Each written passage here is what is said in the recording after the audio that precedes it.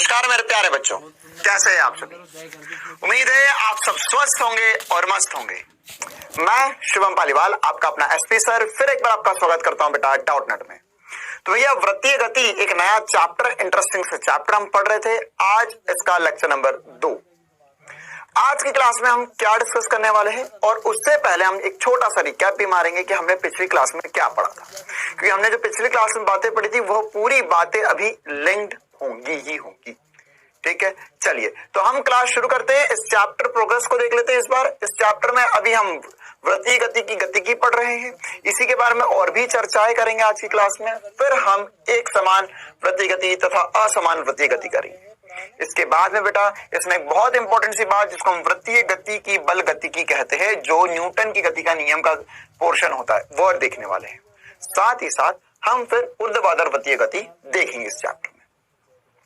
चलिए बेटा हम क्लास शुरू करते हैं। आज भी हम जो कल पढ़ रहे थे उसी टॉपिक को कंटिन्यू करेंगे और उसी से जुड़ी और महत्वपूर्ण बातें और महत्वपूर्ण पद देखेंगे। हमने पिछली क्लास में क्या पढ़ा था, उसके जो इंपॉर्टेंट पॉइंट्स है वो मैं एक बार आपको बताना चाहता हूं। हमने देखा था कि सर अगर एक वस्तु वृत्तीय पथ पर गोल घूम रही है तो यहाँ पर हर क्षण पर उसका वेग परिवर्तित होगा ही होगा, भले ही चाल नियत हो लेकिन वेग परिवर्तित होगा ही होगा। उसके बाद में हमने जो अगली इंपॉर्टेंट बात देखी थी, जो हमें काम आएगी बेटा, उसमें अगली इंपॉर्टेंट बात यह थी कि सर अगर वस्तु या रामलाल जो था वह यहां से घूमते हुए यहां पर गया तो उस पर हर क्षण पर केंद्र की तरफ एक त्वरण लगता है, जिसको हमने अभिकेंद्रीय त्वरण कहा था, है ना, AC। उसका मान क्या लिखा था हमने, v²/r लिखा था बेटा। ये हमारा अभिकेंद्रीय त्वरण था।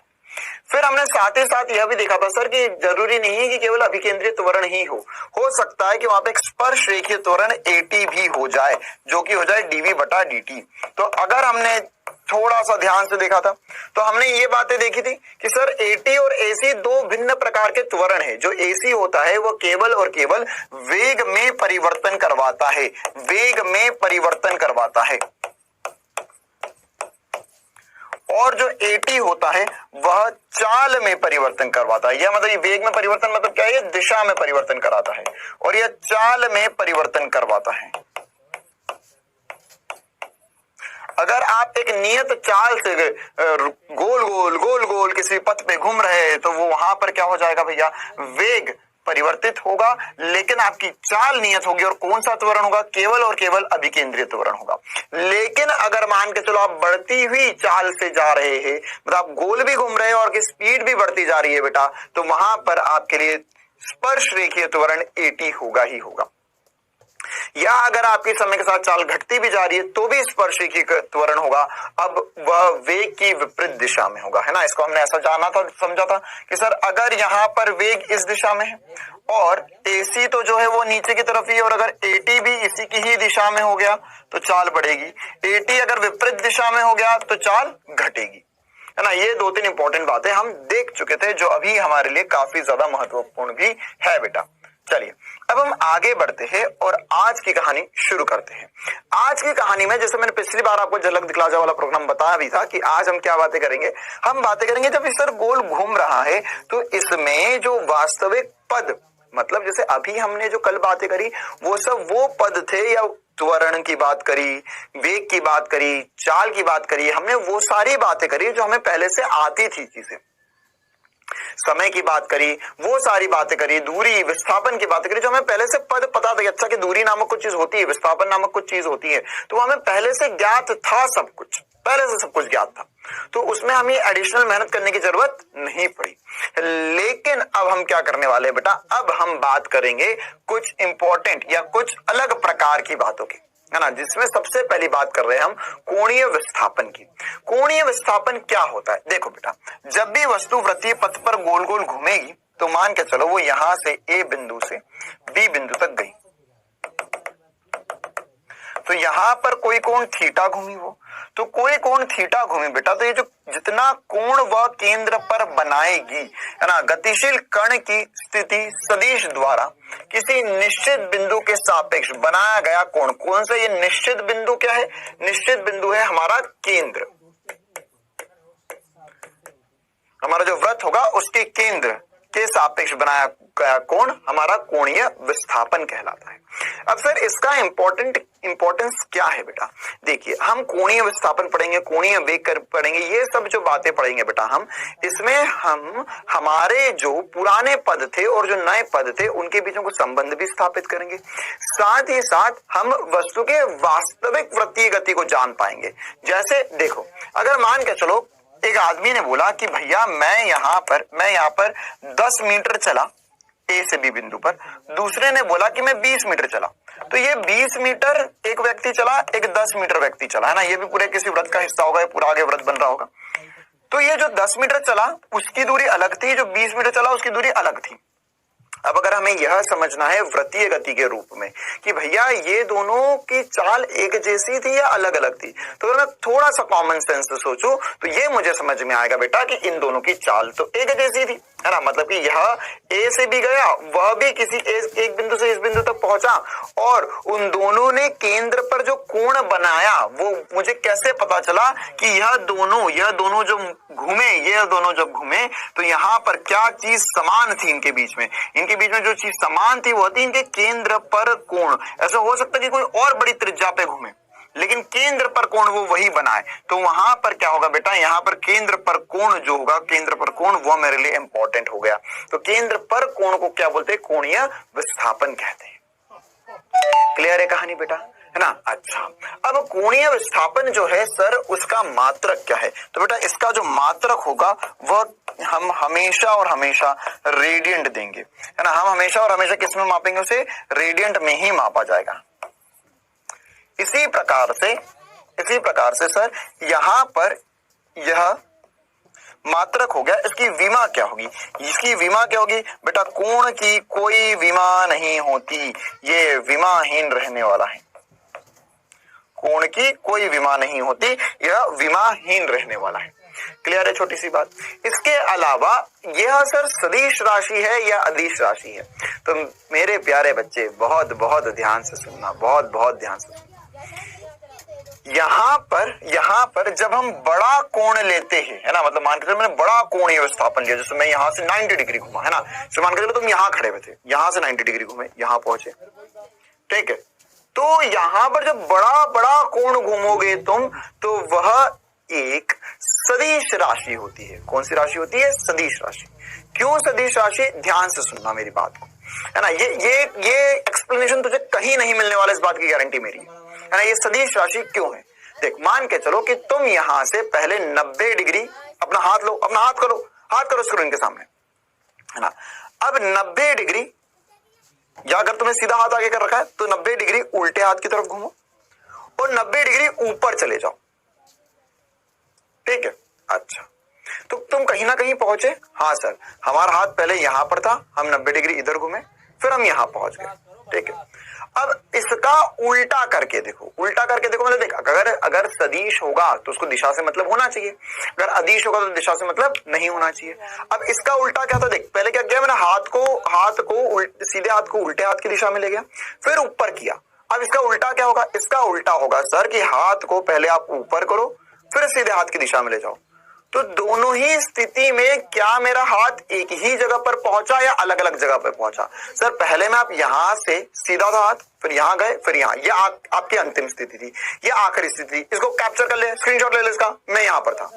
फिर उसके बाद में अगले इसमें क्या हुआ? अगले इसमें सर आपने उल्टा किया, मतलब पहले ऊपर गए फिर इधर गए, तो अब मेरा हाथ कहां रुका? इस तरफ रुका। पहली बारी में हाथ कहां रुका था? इस तरफ रुका था। मतलब मैं कहां से घूम रहा हूं या कैसे घूम रहा हूं, ये बात पर भी बातें निर्भर करती है। तो यहां पर यह जो होगा बेटा थीटा, या मैं लिख सकता हूं कोणीय विस्थापन। कोणीय विस्थापन को किससे चिन्हित करेंगे भैया? थीटा से चिन्हित करेंगे। थीटा बड़े कोण के लिए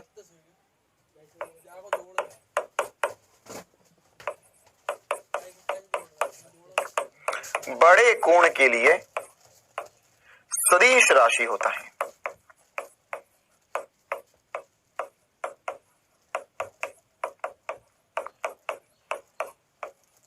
और छोटे छोटे कोण जो होंगे, जैसे मतलब बहुत छोटा सा डी थीटा घुमा, तो वह अदिश हो जाएगा। क्यों? कि देख, तो इतना सा घुमा, ट्विंग ट्विंग, यहां पहुंचा। अब उल्टा करके देख, अब उल्टा कर, छोटा सा घूमना ना, वापस गया, ट्विंग ट्विंग, फिर भी वहीं पहुंच गया। छोटे छोटे कोणों के लिए फर्क नहीं पड़ता, है ना, कि हल्का हल्का हल्का हल्का सा घूमने से कोई फर्क नहीं पड़ता, लगभग वही होंगे। तो छोटे कोण के लिए या डी थीटा क्या है, छोटे कोण,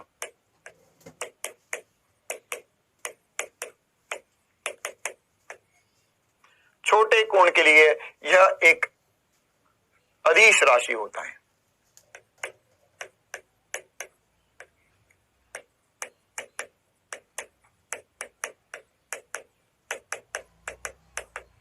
क्लियर है? सदिश और अदिश का फंडा बहुत जबरदस्त। अच्छा सर, और भी कुछ बातें बताइए। अच्छा, मैं एक और कॉमन सेंस की बात पूछना चाह रहा हूं मेरे प्यारे बच्चों से कि क्या कोई मुझे यहां पर, अगर मान के चलो यह दूरी है आर, ये तुम्हें ऑलरेडी पता है ना, ये त्रिज्या है आर, ये इसकी कुछ ना कुछ लंबाई होगी जो इसकी दूरी होगी। तो क्या मैं यहां पर दूरी और कोणीय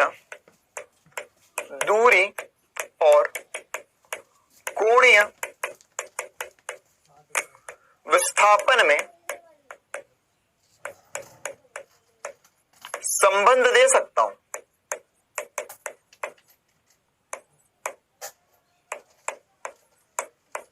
दूरी और कोणीय विस्थापन में क्या संबंध हो सकता है? सोचो सर, दूरी और कोणीय विस्थापन में क्या संबंध हो सकता है? तो सर यहां पर, ये तो मुझे पता है, हाँ सर, यहां पर जो दूरी होती है, दूरी जो होगी वह एल होगी। तो मुझे पहले ही पता है एल बराबर होता है आर थीटा, है ना। चाप की लंबाई जो होती है वो आर थीटा के बराबर होती है। तो ये मैंने कल भी पढ़ा था सर, बिल्कुल बेटा, और हम फिर से आज इसको दूसरे रूप में पढ़ रहे हैं, और ये बहुत पहले भी पढ़ चुके हम कि दूरी और कोणीय विस्थापन में जो संबंध होता है आर बराबर एल थीटा होता है। जिसकी त्रिज्या जितनी ज्यादा होगी उसके लिए, अगर समान कोणीय विस्थापन है तो ज्यादा त्रिज्या वाले को ज्यादा दूरी तय करना पड़ेगा, ज्यादा त्रिज्या वाले को ज्यादा दूरी तय करना पड़ेगा। कॉमन सेंस की बात है ना। मतलब कि क्या हुआ इसका मतलब ये हुआ कि सर अगर मान के चलो 4 बच्चे, है ना, 4 बच्चों को मैंने बोला, जैसे रेस होती ना, रेसिंग ट्रैक वगैरह, तो अगर तुमने कभी ध्यान दिया हो कि जैसे अभी ओलंपिक वगैरह हुए थे, है ना, या इसके बाद भी ऐसे रेस वगैरह होती रहती है,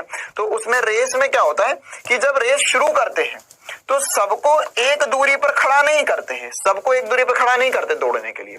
क्या करते हैं बेटा, यहां पर जो आगे होता है ना, मतलब जो इस तरफ होगा उसको यहां खड़ा करेंगे, एक को फिर यहां खड़ा करेंगे, एक को फिर यहां खड़ा करेंगे, और अगले को यहां खड़ा कर देंगे। फिर बोलेंगे अब भागो सब। क्यों? क्योंकि यहां पर अगर उन सबको बराबर दूरी दौड़ानी है, उन सबको बराबर दूरी दौड़ानी है बेटा, अगर ये ऐसा हो कि भैया तुम सबको अपने ही ट्रैक में दौड़ना है, तुम इसके ट्रैक में, तुम इसके ट्रैक में, तुम इसके ट्रैक में नहीं जा सकते, तो अगर अदला बदली नहीं कर सकते, तो सर सबको अगर एक साथ दौड़ना है बेटा, तो ये जो दौड़ेगा इसको दूरी ज्यादा होगी। क्यों? क्योंकि इसकी त्रिज्या, देख इसकी त्रिज्या कम है और आखिरी वाले की जो त्रिज्या है वो तो बहुत ही ज्यादा है सर, तो वो बहुत ज्यादा दूर दौड़ेगा, तो इसलिए उसको पहले ही आगे खड़ा कर देते हैं ताकि सबको एक साथ, मतलब सबको दूरी बराबर, 400 मीटर के जैसे रेस है, सबको 400 मीटर बराबर ही दूरी लगे या बराबर ही दूरी मिले, वरना सबको साथ में कर दे, ये वाला तो पहले ही जीत जाएगा, इसको तो कम जाना है, उस वाले को कितना घूम कर आना है। तो यह सब कुछ किससे होता है? एल बराबर आर थीटा से। थीटा किस में रखना है? थीटा किस में रखना है? रेडियंट। चलिए बेटा, अब हम आगे बढ़ते हो, ऐसी ही बात करते हैं एक और पद की, जिसको हम बोलते हैं, है ना, हम क्या कर रहे हैं, विभिन्न पदों पर चर्चा कर रहे हैं। तो हम एक और पद होता है जिसको हम बोलते हैं आवृत्ति, आवृत्ति, और इसी के जैसा एक आवर्तकाल। 2 पद हमें डिस्कस करने हैं, है ना। तो देखो भैया, यहां पर ये दोनों आपस में रिलेटेड भी होते हैं।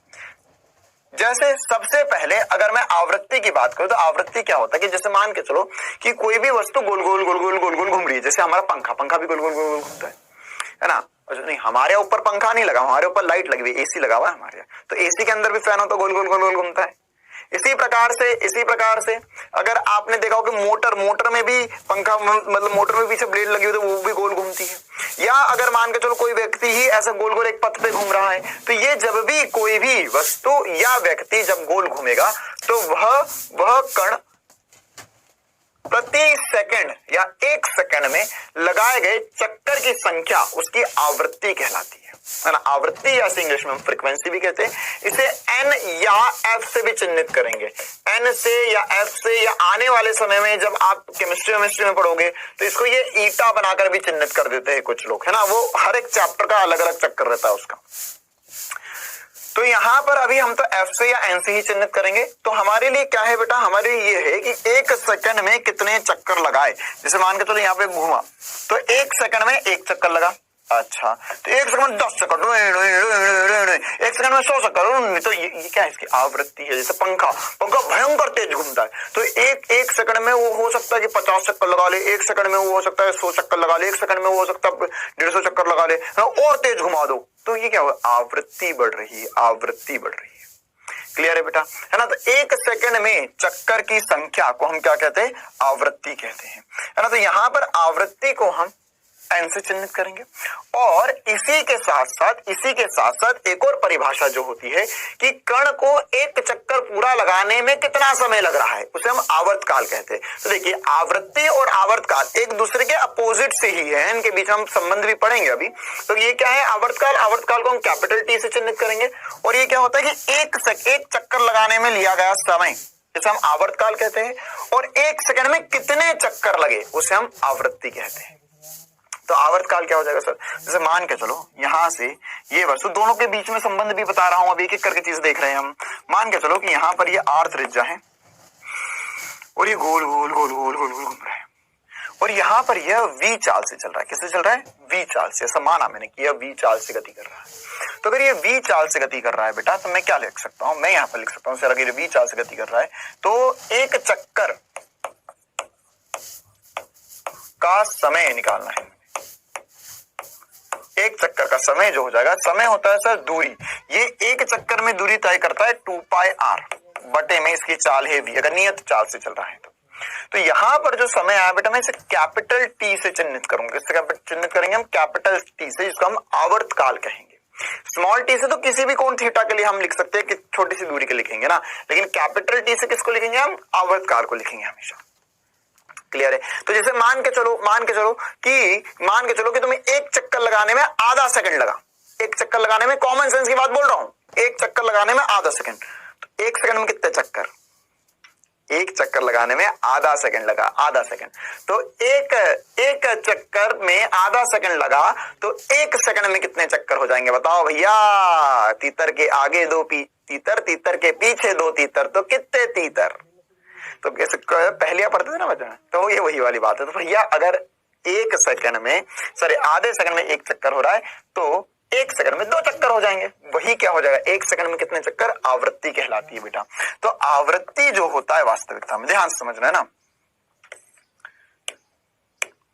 देखो यहां पर आवर्तकाल क्या था, आवर्तकाल क्या था कि एक चक्कर में समय, एक चक्कर में समय जो लगा उसे हमने कैपिटल टी आवर्तकाल बोल दिया। तो अगर मैं ऐसा समझूं कि 1 सेकंड में चक्कर कितने होंगे, 1 सेकंड में कितने चक्कर होंगे, तो ये सर एक ये हो जाएगा 1 बटा कैपिटल टी। अरे ये तो वैसी बात होगी ना कि टी सेकंड में 1 चक्कर हो रहा है, तो 1 चक्कर लगाने में कितना समय होगा, 1 बटा टी हो जाएगा। 10 केले आते 15 रुपए के, तो 1 केला कितने रुपए का, तो यहाँ पे 1 बटा टी हो जाएगा। तो 1 बटा टी क्या हो गया बेटा, 1 बटा टी 1 सेकंड में चक्कर, मतलब 1 सेकंड में चक्कर की संख्या। तो यहां पर यह क्या है, आवृत्ति है। तो यहां पर यह हमारी आवृत्ति कहलाएगी, या हम इसे कह सकते हैं सर F बराबर होता है 1 बटा कैपिटल टी, 1 बटा कैपिटल टी। अब कैपिटल टी जो है आवर्तकाल, देखो दोनों को साथ साथ में लिंक कर करके समझा रहा हूं ताकि हमेशा याद रह जाए, है ना। अब आवर्तकाल की अगर मैं बात करूं तो आवर्तकाल की विमा और इसके मात्रक के बारे में क्या बोल सकते हो सर, कॉमन सेंस की बात है, समय है तो इसका मात्रक होगा सेकंड, और इसकी जो विमा होगी, इसकी जो विमा होगी वो हम लिख सकते हैं m0 l0 t1, m0 l0 t1, ये इसकी विमा हो जाएगी। ठीक है, इसी प्रकार से अगर मैं आवृत्ति पे आऊं तो बेटा ये क्या 1 बटा टी, तो इसमें इसका जो मात्रक होगा वह होगा 1 बटा सेकंड, या हम इसे सेकंड की घात -1 लिख सकते हैं, या इसी चीज को एक साइंटिस्ट के नाम से बोला जाता है जिनका नाम था हर्ट्ज। क्या नाम था, हर्ट्ज। और इसे हम एच जेड से चिन्हित करते हैं। किससे चिन्हित करते हैं, एच जेड से। मतलब कि मान के चल कि जिसकी आवृत्ति ज्यादा है वो और बहुत तेज घूमता हुआ नजर आएगा तुझे, है ना। जैसे तेरा पंखा की आवृत्ति बहुत ज्यादा, तो वो और मतलब वो बहुत तेज, भयंकर तेज घूमता हुआ नजर आएगा। तो यहां पर हम आवृत्ति के बारे में समझ सकते हैं आसानी से। अब हम आगे बढ़ते हैं और इसमें और भी बातें समझते हैं। जैसे यहां पर ये एक आरपीएस और एक आरपीएम लिखा गया है ना, इसका क्या चक्कर है इसको भी हम समझते हैं। ध्यान से सुनना बेटा। आरपीएम क्या होता है, आरपीएम क्या होता है कि 1 मिनट में कितने चक्कर लगाए। आरपीएम क्या होता है, 1 मिनट में कितने चक्कर लगाए। तो यहां पर आरपीएम इसे हम इंग्लिश में कहते हैं रिवॉल्यूशन पर मिनट। मतलब 1 मिनट में या इसकी इकाई चक्कर प्रति सेकंड कितना होगा, या 1 सेकंड में कितने चक्कर लगाए। इसके अलावा होता है एक आरपीएस, है ना। तो ये 1 सेकंड में है, और एक आरपीएम क्या है, प्रति मिनट कितने चक्कर लगे। इसे हम, इसका फुल फॉर्म होता है रिवॉल्यूशन पर सेकंड। क्लियर है बेटा, है ना। तो ये 2 और इंपॉर्टेंट से पद है, ये भी इसके मात्रक ही होते हैं। इनका उपयोग कैसे करना है, अगर तुझे कुछ आरपीएम में दिया हुआ है तो उसको हर्ट्ज में कैसे लेकर आना है, उसके बारे में अभी हम आगे चलकर चर्चा करेंगे ना। आरपीएम आरपीएस से हर्ट्ज में कैसे लाया जाए। क्लियर है कहानी, है ना। तो यहां पर हमने ऐसा सोचा, अब इसको कन्वर्ट कैसे करते, इतना समझ में आया तुम्हें। आरपीएम क्या होता है, आरपीएस क्या होता है। फिर अगर मान के चलो तुम्हें अगर ऐसा वो सवाल में बोले कि यार ये जो है, यह जो मान के चलो एक हमारे पास ब्लेड वगैरह हो सकती है, या हमारे पास एक मोटर वगैरह हो सकती है, वो चल रही है 60 आरपीएम पे। मतलब क्या हुआ इसका मतलब क्या हुआ, 60 आरपीएम का मतलब क्या हुआ। या मैंने बोला कि एन आरपीएम, तो एन आरपीएम का मतलब क्या होगा, सर अगर एन आरपीएम का मतलब मैं समझूं तो यहां पर मैं यह बोल सकता हूं सर कि इसका मतलब हुआ कि 1 मिनट में एन चक्कर हो गए, है ना। 1 मिनट में कितने चक्कर हो गए, एन चक्कर हो गए। तो अगर मुझे यह निकालना है कि 1 सेकंड में कितने चक्कर होंगे, तो यहां पर क्या लिख सकता हूं मैं सर, यहां इसका मतलब हुआ 60 सेकंड में एन चक्कर, या मैं इसे लिख सकता हूं 1 सेकंड में, अच्छा मैं थोड़ा इंग्लिश में लिख दिया, मैं लिखना है एन हो गया वहां पर।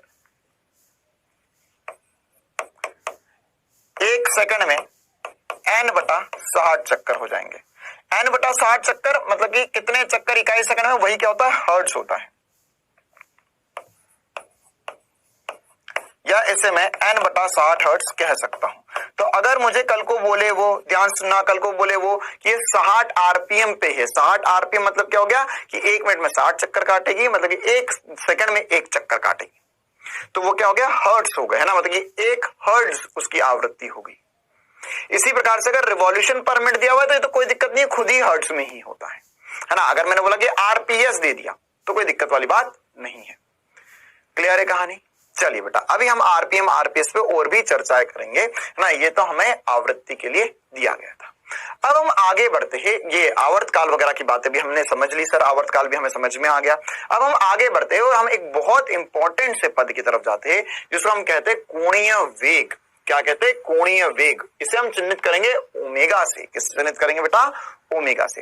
अब क्या होगा, यह हमारा जो वेग होता था पुराना वाला कि अगर एक वस्तु चल रही है तो उसके पास कुछ ना कुछ वेग होगा, तो जब घूमेगी तो उसके पास भी कुछ ना कुछ वेग होगा। तो थीटा कोण घूमी वह कितने समय में, या कोण की परिवर्तन की दर, या इसे हम कह सकते हैं कोणीय स्थिति में परिवर्तन की दर, कोणीय वेग कहलाता है।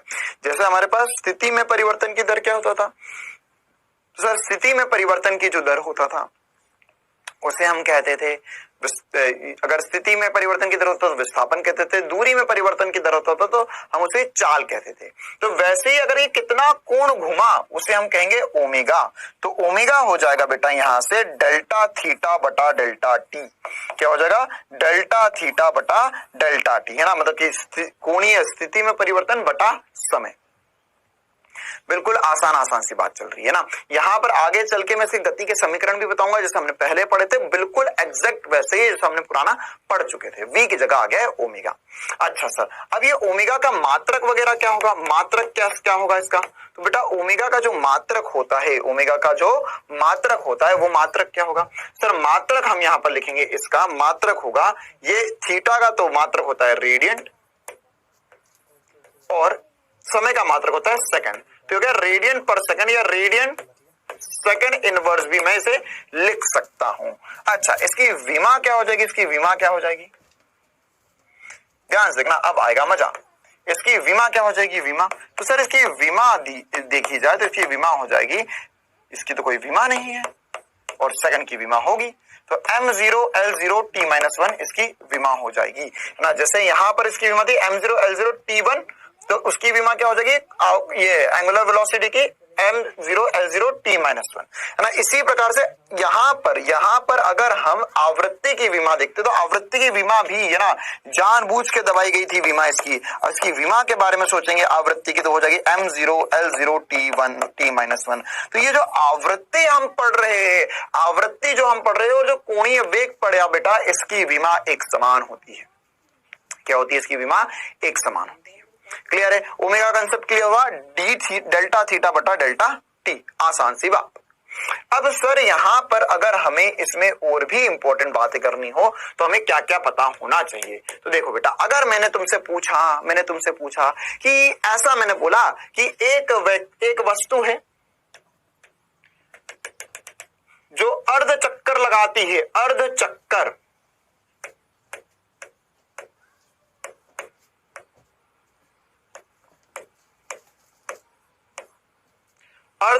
टी समय में,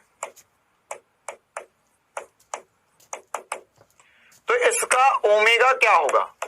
तो ओमेगा क्या होगा ये सोचो। तो सर अगर अर्ध चक्कर मतलब कि कितना थीटा घूमी, तो सर अब मुझे यहां पे लिखना होगा इसे पाई में। क्या इसमें लिखना होगा? पाई में। तो ओमेगा जो हो जाएगा यहां पर वो हो जाएगा सर, वो हो जाएगा पाई बटा टी। या ऐसा बोल सकते हैं हमें कि ओमेगा दे दे और बोल दे कि भैया ये बताओ कि कितना समय लगेगा। तो यहां पर हम लिख सकते हैं कि सर टी बराबर हो जाएगा पाई बटा ओमेगा। क्या हो जाएगा? पाई बटा ओमेगा। ठीक है, तो ये थोड़ा सा ओमेगा का फील फॉर्मूले से। और ओमेगा को और प्रैक्टिकली कैसे फील कर सकते हैं सर? देखो बेटा, मान के चलो कि यहां पर ये यहां से घूमकर यहां तक गया, एक और वस्तु थी जो यहां से घूमकर यहां तक गई, एक और वस्तु थी जो घूमकर यहां पर गई, है ना। तो देखो ओमेगा का और प्रैक्टिकल फील कैसे ले सकते हैं? जैसे हमारे पास पंखे, ये जैसे मान के पंखे की ब्लेड है, तो पंखे की ब्लेड जो है, अब ध्यान समझना, पंखे की ब्लेड जो है, पंखा ऐसा घूम रहा है, पंखा ऐसा घूम रहा है, तो पंखा अगर ऐसा घुमा तो वह जब घुमा तो उसका क्या नियत था? हाँ, क्या चीज नियत थी? क्या चीज नियत थी कहने का मतलब क्या हो गया कि सर ये जब घूम रहा था तो इसमें हर एक कण, मतलब इसकी ब्लेड का हर एक कण जो था वह अलग अलग बिंदु थे। हाँ, अलग अलग बिंदु थे। तो उन सब ने दूरी समान तय करी या अलग अलग करी? सर उन दोनों ने दूरी जो है, इसकी दूरी सबकी दूरी अलग अलग होगी, लेकिन क्या समान था इनका? थीटा समान होएगा सर। तो अगर थीटा समान होगा तो इसका ओमेगा समान होगा। तो जब भी चीज घूमती है तो हम उसका वेग नहीं बताते। क्यों नहीं? अरे बेटा, वेग मूर्खता वाली बात हो जाएगी। अगर मान के चलो तो उसका वेग बता दो तो वेग में ये चक्कर पड़ जाएगा कि किस क्षण का वेग बता रहे हो, किस कण का वेग बता रहे हो। क्यों? क्योंकि यहां पर ये सब जब घूमेंगे तो यहां पर अगर यह सब कोई घूमे तो यह सब कोई घूमेगा तो इनका वेग जो हो जाएगा वो अलग अलग हो जाएगा। इसका वेग अलग हो गया, इसका वेग अलग, इसका वेग। क्यों? क्योंकि इन सबको अलग अलग दूरी तय करनी है और इन सबको साथ में पहुंचना है। अरे यार, पंखे में ऐसा होता है क्या? तेरे घर में पंखा, ये ब्लेड घूमी तो ये वाला टुकड़ा पीछे रह गया, वाला टुकड़ा आगे चल गया, हाँ, फिर तो जुड़ गए सारे, फिर उधर टूट गए। ऐसा तो ना होता बेटा, वो पूरी ब्लेड साथ में घूमेगी, है ना। जैसे पेन है, ये देखिए पेन है, तो पेन को मैं ऐसा घुमा रहा हूँ, ये घुमाया, तो ऐसा तो नहीं ना कि ये वाला कण जो था वो अलग टूट गया, ये सब साथ में घूमे। ये साथ में घूमे, ये घूम रहे ट्विंग ट्विंग ट्विंग ट्विंग ट्विंग ट्विंग ट्विंग ट्विंग ट्विंग, ये घूम रहे सारे, घूमते जा रहे घूमते जा रहे घूमते जा रहे। तो इन सब का क्या समान है सर? इन सब का ओमेगा समान है। क्या समान है? ओमेगा समान है। क्लियर है कहानी बेटा? क्या समान होगा? ओमेगा। क्यों? क्योंकि इसको भी उतनी देर में उतना ही घूमना है, इसको भी उतना ही घूमना है, इसको भी उतना ही घूमना है। तो इन सबको समान कोण तय करना है समान समय में। तो अब मुझे समझ में आया कि सर जैसे अगर 4-5 कण चल रहे थे तो मैं उनको रेखीय गति के लिए वेग बोलता था, लेकिन यहाँ पे वृत्तीय गति के लिए मुझे उनका क्या बोलना पड़ेगा? ओमेगा। क्या बोलना पड़ेगा? ओमेगा। तो यहां पर ये ओमेगा ओमेगा ओमेगा, क्योंकि सबका ओमेगा समान होगा। तो अब मैं जब भी चीज घुमाऊंगा, ध्यान से सुन, अब मैं जब भी चीज घुमाऊंगा तो मैं कभी ऐसा नहीं बोलूंगा कि इस कण का वेग इतना, मैं क्या बोलूंगा जैसे, आने वाले चैप्टर्स की बात कर रहा हूं, मैं ऐसा बोलूंगा कि जैसे रॉड है, देखो अब आगे दिनचर्या की भाषा में क्या होगा, ये मेरे पास एक रॉड है, ये इस पॉइंट पे हिंज्ड है, तो इसे मुझे घुमाना है, तो मैं ऐसा तो नहीं बोलूंगा इस कण का वेग, मैं ऐसा बोलूंगा ये घूम रही है 2 रेडियन पर सेकंड से। कितने से घूम रही है? 2 रेडियन पर सेकंड। मतलब 2 रेडियन पर सेकंड क्या हो गया इसका? ओमेगा। मतलब क्या हो गया कि ये 2 रेडियन कोण घूमेगी। कितना होगा सर 2 रेडियन कोण?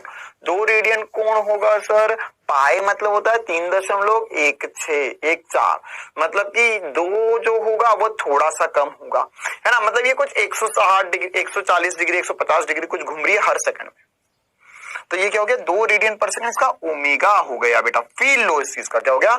ओमेगा। मतलब हर सेकंड में 2 रेडियन, यहां से यहां 1 सेकंड लगा, फिर यहां से यहां 1 सेकंड 1 सेकंड 1 सेकंड 1 सेकंड, ऐसे गोल गोल गोल गोल घूमती जा रही है। तो यहां पर यह 2 रेडियन पर सेकंड ओमेगा का चक्कर हुआ। अच्छा सर, और भी कुछ एग्जांपल देखो, मान के चलो, अब ये बहुत इंपॉर्टेंट सा एक सूत्र बता रहा हूं, एक संबंध बता रहा हूं जो आपको आदि अनादि काल तक याद रखना है। फिजिक्स और केमिस्ट्री में भयंकर काम आने वाला है। क्या कि अगर मान के चलो एक वस्तु ने पूरा एक गोल चक्कर तय कर लिया, पूरा गोल घूम ली वो, है ना, पूरा गोल, तो एक चक्कर में, एक चक्कर के लिए क्या बोलेंगे सर? एक चक्कर कहने का मतलब क्या है? देख, एक चक्कर, तो एक चक्कर में हमें पता है सर कि एक चक्कर में कोण जो होता है वह 2 पाई रेडियंट होता है। अरे एक चक्कर में कोण कितना होगा? 2 पाई रेडियंट होगा। पूरा गोल घुमा तो 2 पाई रेडियंट घुमा। अगर मैंने बोला कि ये ओमेगा से घूम रहा है, ओमेगा से, तो मुझे यह भी पता है सर कि अगर मेरे को अब इसका ओमेगा लिखना है तो मुझे लिखना पड़ेगा, क्या लिखना पड़ेगा? ध्यान से देखना, मुझे ओमेगा लिखना पड़ेगा कितना गुण? तो एक चक्कर में कोण 2 पाई बटे में समय, समय समय, तो एक चक्कर में समय कितना लगा? एक चक्कर में समय कितना लगा? तो सर एक चक्कर में जो समय लगाता है उसे मैं आवर्तकाल बोलकर आया हूं, अभी अभी अभी अभी आवर्तकाल बोल के आया हूं। तो एक बहुत बहुत ज्यादा इंपॉर्टेंट सा सूत्र कि ओमेगा बराबर होता है 2 पाई बटा कैपिटल टी। ओमेगा बराबर क्या होता है? 2 पाई बटा कैपिटल टी। तो ये कैपिटल टी क्या है? आवर्तकाल है। कैपिटल टी क्या है? आवर्तकाल।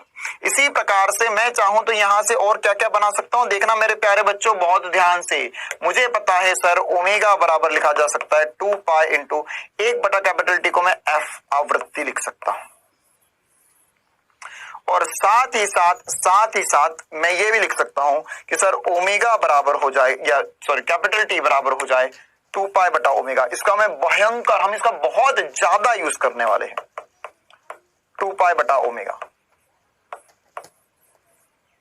क्लियर है ना? तो यह क्या है? यह है कोणीय वेग, कोणीय वेग, कि यह जब घूम रहा है तो यहां पर यह कितने चक्कर लगाएगा 1 सेकंड में, है ना। तो सॉरी, यहां पर यह चक्कर लगा रहा है तो यहां पर थीटा कोण कवर करने में कितना समय लगेगा, है ना। मैंने थोड़ा सा दूसरी परिभाषा बोल दी थी। यहाँ पे थीटा कोण कवर करने में कितना समय लगेगा ऐसे, तो ये हो जाएगा ओमेगा। तो एक चक्कर में, है ना, एक चक्कर में, अब हम इस परिभाषा वापस आते हैं, एक चक्कर में लगने वाला समय क्या हो जाएगा, उसे हम कैपिटल टी बोलेंगे, या ओमेगा और कैपिटल टी में रिलेशन हो गया ओमेगा बराबर 2 पाई बटा कैपिटल टी, और उसे 1 बटा कैपिटल टी को एफ लिख दिया हमने।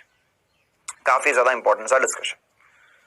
अब इसी में आगे बढ़ते हैं और एक और इंपॉर्टेंट सी बात करते हैं। ध्यान से सुनना आप मेरी बात को, है ना। अभी मैंने ये नहीं बताया तुझे कि ओमेगा जो है वो सदिश राशि है या अदिश राशि है, वो अभी नहीं बताऊंगा, ओमेगा सदिश है या अदिश है ना। अच्छा, कोई सोच सकता है क्या ओमेगा सदिश होगा या अदिश होगा? कोई सोच सकता है कि ओमेगा कैसी राशि होगा, ओमेगा सदिश होगा या अदिश होगा? सर डेल्टा थीटा आपने बताया था कि यह सदिश था, तो ओमेगा भी क्या होगा, सदिश होगा। तो इसकी दिशा कहाँ आएगी,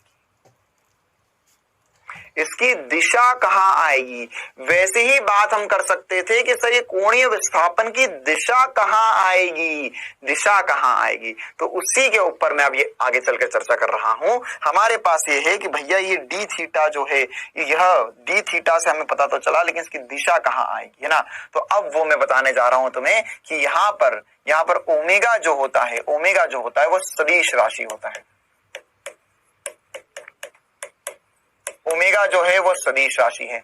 अब ये सदिश राशि है तो इसकी दिशा कैसे देखेंगे, बहुत इंपॉर्टेंट सी बात बता रहा हूं तुझे मैं, ध्यान से सुनना, है ना। अगर मान के चलो कि एक कण जो है वह ऐसा वृत्तीय गति कर रहा था, ऐसा गोल गोल गोल गोल गोल गोल गोल गोल गोल गोल गोल गोल घूम रहा था। तो यहां पर अगर ये गोल गोल गोल गोल घूम रहा है तो हमें ओमेगा की दिशा कहाँ होगी, तो ओमेगा और थीटा की दिशा जो होती है बेटा, थीटा भी एक सदिश राशि था, मतलब हमने डेल्टा थीटा बड़ा थीटा बोला था, सदिश राशि होता है। तो इनकी जो दिशा होती है, इनकी जो दिशा होती है,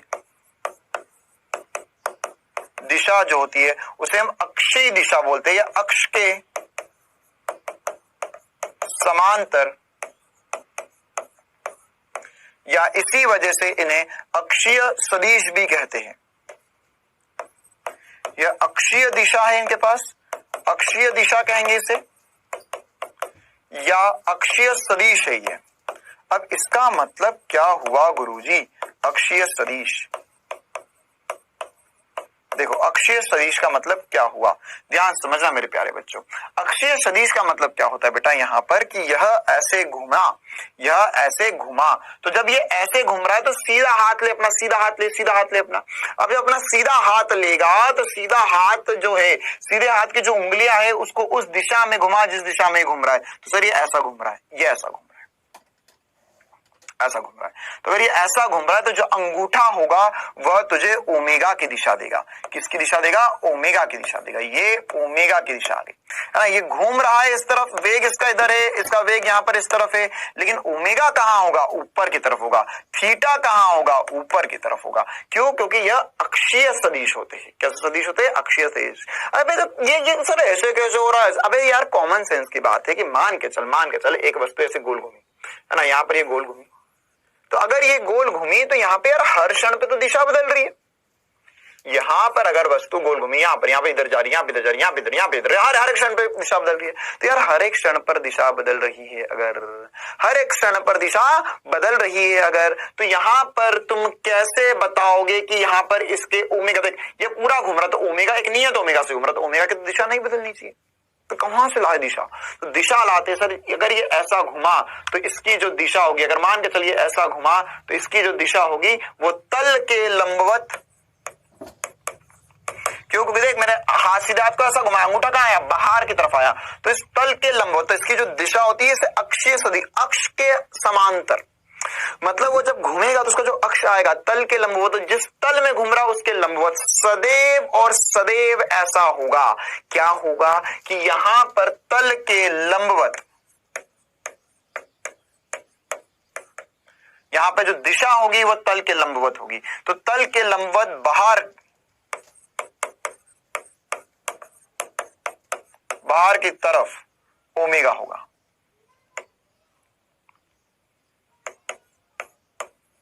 बाहर की तरफ ओमेगा होगा। तो यार अगर ये तल के लंबवत और बाहर की तरफ है तो सर इसकी दिशा कैसे बताएं, देख बेटा इसकी दिशा जो बताएंगे वो हम बताएंगे डॉट से। किससे बताते हैं, डॉट से। ध्यान से सुनना मेरी बात को कि जो भी सदिश, ये बहुत एडवांस लेवल के आगे जो काम में आने वाली बात है वो सब का झलक दिखला जा प्रोग्राम चल रहा है कि जब भी सदिश तल के लंबवत हो और बाहर की तरफ आ रहा है तो हम उसे एक डॉट से चिन्हित करते हैं। और अगर ऐसा उल्टा होता, कैसा होता सर जी, ऐसा होता, कैसा होता, ऐसा होता कि ये यहां पर इस दिशा में घूम रहा है, तो सर ये ऐसा घूम रहा है, तो मेरा जो अंगूठा है वो तल के लंबवत और अंदर की तरफ है ना। अंगूठा जो आया वो तल के लंबवत और अंदर की तरफ है।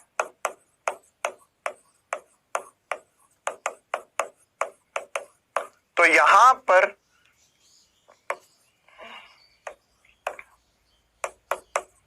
इसे हम चिन्हित जो करेंगे, क्या किसी को पता है किससे चिन्हित करते हैं, क्रॉस से चिन्हित करते। तो यहां पर मैंने लगा दी बीच में क्रॉस, तो ये ओमेगा की दिशा हो गई बेटा। किसकी दिशा हो गई?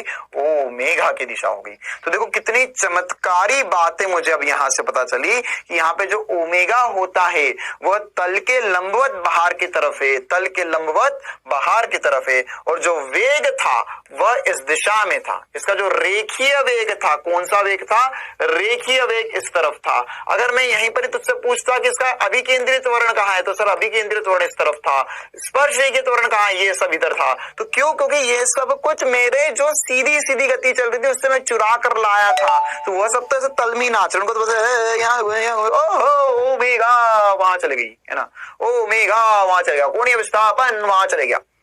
तो ये क्या, ये वो वहां उड़ गया, तो ये ओमेगा ऊपर हो गया, ये यहाँ नीचे खेलते रह गए सब।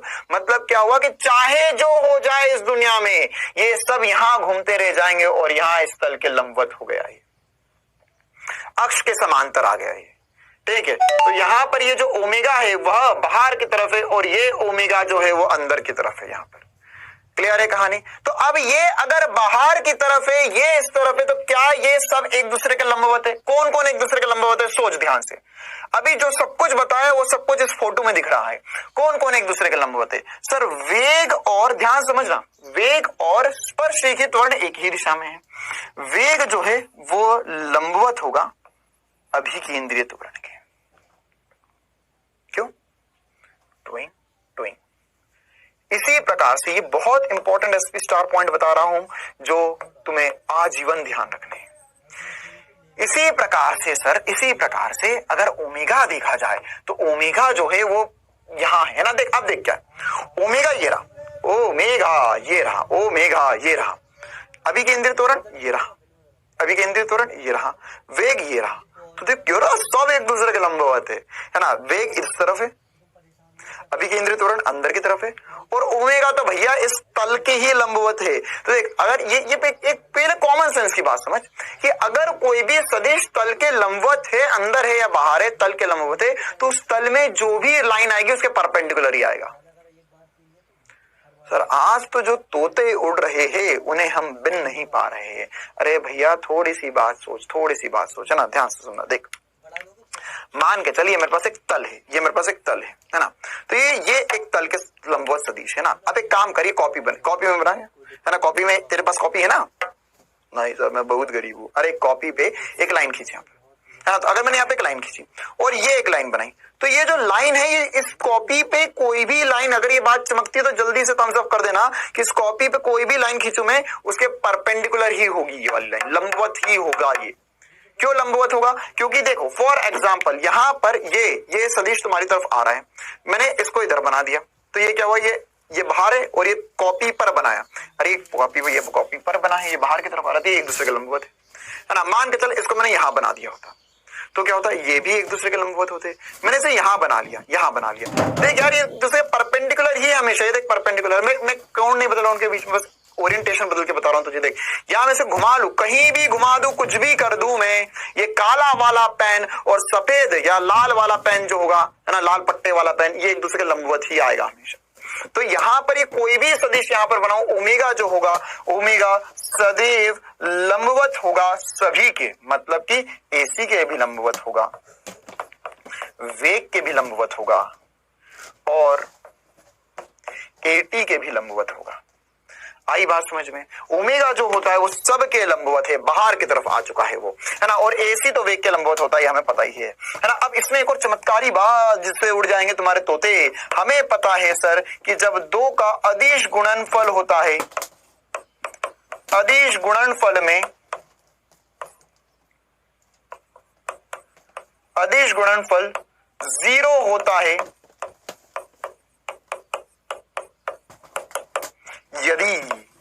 यदि कोण 90 डिग्री होता है। मतलब कि v डॉट AC जो होगा वो शून्य होगा, ओमेगा डॉट AC जो होगा वह भी शून्य होगा। ये सब सदिश है। यहाँ पर ओमेगा, अरे सदिश सदिश सदिश सदिश सदिश सदिश सदिश सदिश, ओमेगा और v का जो डॉट होगा वह भी शून्य होगा, और ओमेगा और AC का जो डॉट होगा वह भी शून्य होगा। क्यों? क्योंकि अरे ओमेगा AC हो गए थे क्या? ओमेगा AC, ओमेगा 80 बच गया, क्योंकि यहां पर सब एक दूसरे के लंबवत है। क्लियर है? तो कोणीय वेग को लेकर ये कुछ बहुत बहुत ज्यादा महत्वपूर्ण सी बात है, इसे एक बार नोट करो और हम आगे बढ़ते हैं और कंसेप्ट की तरफ। अब हम यहाँ पर आगे बढ़ेंगे और यह समझेंगे कि सर अभी तो आपने बता दिया कि ऐसे घूमे तो तल के लंबवत भाग तरफ, ऐसे घूमे तो अंदर की तरफ, है ना।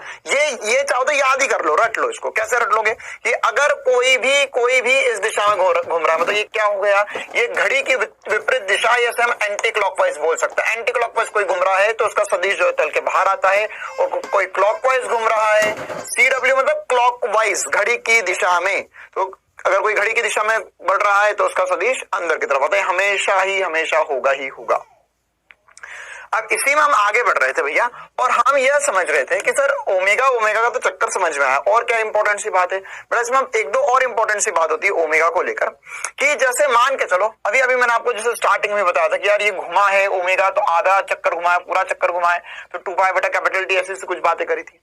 तो अगर मान के चलो मेरे को ऐसा बोला कि जैसे हमने आरपीएस पहले समझा था ना आवृत्ति में, वैसे हम इसमें भी समझना चाहते हैं। हम ये समझ रहे कि अगर मान के चलो कोई कण कैपिटल एन आरपीएम से घूम रहा है,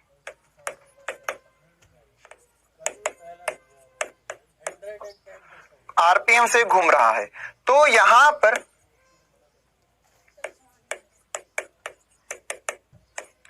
तो इसका ओमेगा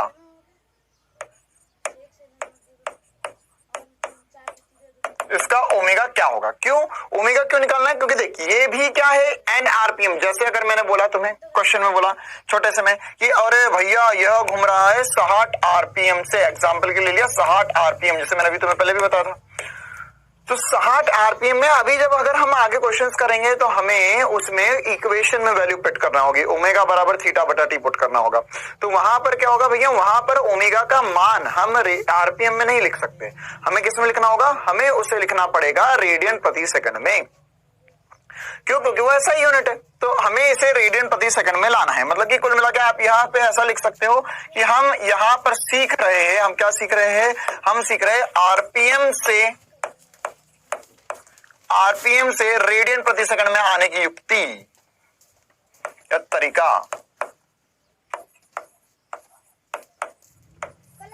तो कैसे आएंगे, देखो आ जाओ भैया, यहां पर क्या होगा, यहां पर इसका मतलब क्या होगा, पहले ये फील ले लो सर, एन आरपीएम मतलब कि इसका मतलब हुआ एन चक्कर, एन आरपीएम इसका मतलब क्या हुआ, इसका मतलब हुआ सर, इसका मतलब हुआ एन चक्कर प्रति मिनट। तो अगर एन चक्कर प्रति मिनट है, अब ओमेगा क्या होता है, ओमेगा होता है सर कि यहां पर थीटा बटा टी, या हम समझ सकते हैं कि कितना कोण घुमा बटा समय, ये हमारा ओमेगा था। तो यहां पर एन आरपीएम मतलब क्या है, एन चक्कर प्रति मिनट, और मुझे पता है कि एक चक्कर में थीटा बराबर होगा 2 पाई, क्योंकि एक चक्कर मतलब कितना कोण घुमा, 2 पाई कोण घुमा, आसान सी बात है, एक चक्कर कोई व्यक्ति घूम रहा तो कितना कोण घुमा, 2 पाई कोण घुमा। तो यहाँ पर एन चक्कर में क्या होगा, एन चक्कर में थीटा बराबर हो जाएगा सर एन इंटू 2 पाई, क्या हो जाएगा, एन इंटू 2 पाई। तो यहाँ पर ओमेगा क्या हो गया सर, ओमेगा हो गया यहाँ पर 2 पाई इंटू एन बटा समय, यह है प्रति मिनट, तो सेकंड में कितना हो गया 60, ये हो गया रेडियन प्रति सेकंड में। इसका रट्टा भी लगा लो तो कोई दिक्कत वाली बात नहीं है, हमें बहुत बहुत बार काम आएगा, इस चैप्टर में भी काम आएगा और आने वाले चैप्टर्स में भी काम आएगा, कि हमें ओमेगा दे देंगे वो रेडियन प्रति सेकंड में, और हमें ओमेगा दे देंगे आरपीएम में, और वो हमें पता लगाना पड़ेगा कि रेडियन प्रति सेकंड में कितना होगा, तो 2 पाई एन बटा 60। क्लियर है? जैसे हमने क्वेश्चन बोला कि यहां पर ये घूम रहा है 60 आरपीएम से, तो यहां पर इसका सॉल्यूशन क्या करेंगे, 60 आरपीएम 60 आरपीएम, तो ओमेगा का मान आ जाएगा सर 2 पाई इंटू 60 बटा 60, 60 से 60 को मार दिया, यह गया 2 पाई रेडियन पर सेकंड। तो कॉमन सेंस की बात है कि अगर ये हमने पहले भी समझा था कि सर 60 आरपीएम 60 आरपीएम मतलब कि 60 चक्कर लग रहे 1 मिनट में, तो एक चक्कर लग रहा है 1 सेकंड में, तो 1 सेकंड में कितना रेडियंट घूमेगा सर, 1 चक्कर घुमा, तो 1 चक्कर घुमा मतलब कितना हो गया 2 पाई रेडियंट। क्लियर है बेटा? आसान आसान सी बात है ना, इनको बहुत जोरों से बहुत बढ़िया तरीके से समझना है ना, कि मतलब हमारी मंजिल बड़ी है तो संघर्ष भी बढ़िया होना चाहिए। चलिए भैया, डॉक्टर बनना भैया, मंजिल बहुत बड़ी है तो मंजिल बड़ी होगी तो संघर्ष भी बड़ा होगा। यहां पर ओमेगा आ गया। अब इसी प्रकार से अगर हम यहां पर समझना चाहे कि सर यहां पर आरपीएस में होता तो क्या करते, आरपीएस में होता तो आसान सी बात थी, आरपीएस से रेडियन प्रति सेकंड में, तो आरपीएस मतलब क्या हो गया, इसको हम लिख सकते हैं सर ओमेगा बराबर हो जाएगा 2 पाई एन। देख अगर एन यहां पर अगर एन आरपीएस है तो यहाँ पे कितने हो गए, एक सेकंड में एन चक्कर आ रहे हैं, तो यहां पर एन चक्कर आ रहे हैं तो यहां पर क्या हो गया भैया, कितना कोण घुमा, यहां पर एक चक्कर में थीटा बराबर 2 पाई घूमेगा, तो एन चक्कर में 2 पाई एन घूमेगा। और यहां पर देखिए होता है आरपीएम मतलब रिवॉल्यूशन प्रति मिनट या प्रति मिनट की बात थी। इसका मतलब क्या होता है, इसका मतलब होता है एन चक्कर एक सेकंड में। इसका मतलब क्या हुआ, एन चक्कर एक सेकंड में। तो अगर एन चक्कर लग रहे हैं एक सेकंड में, एन चक्कर लग रहे हैं एक सेकंड में, तो क्या होगा भैया यहां पर,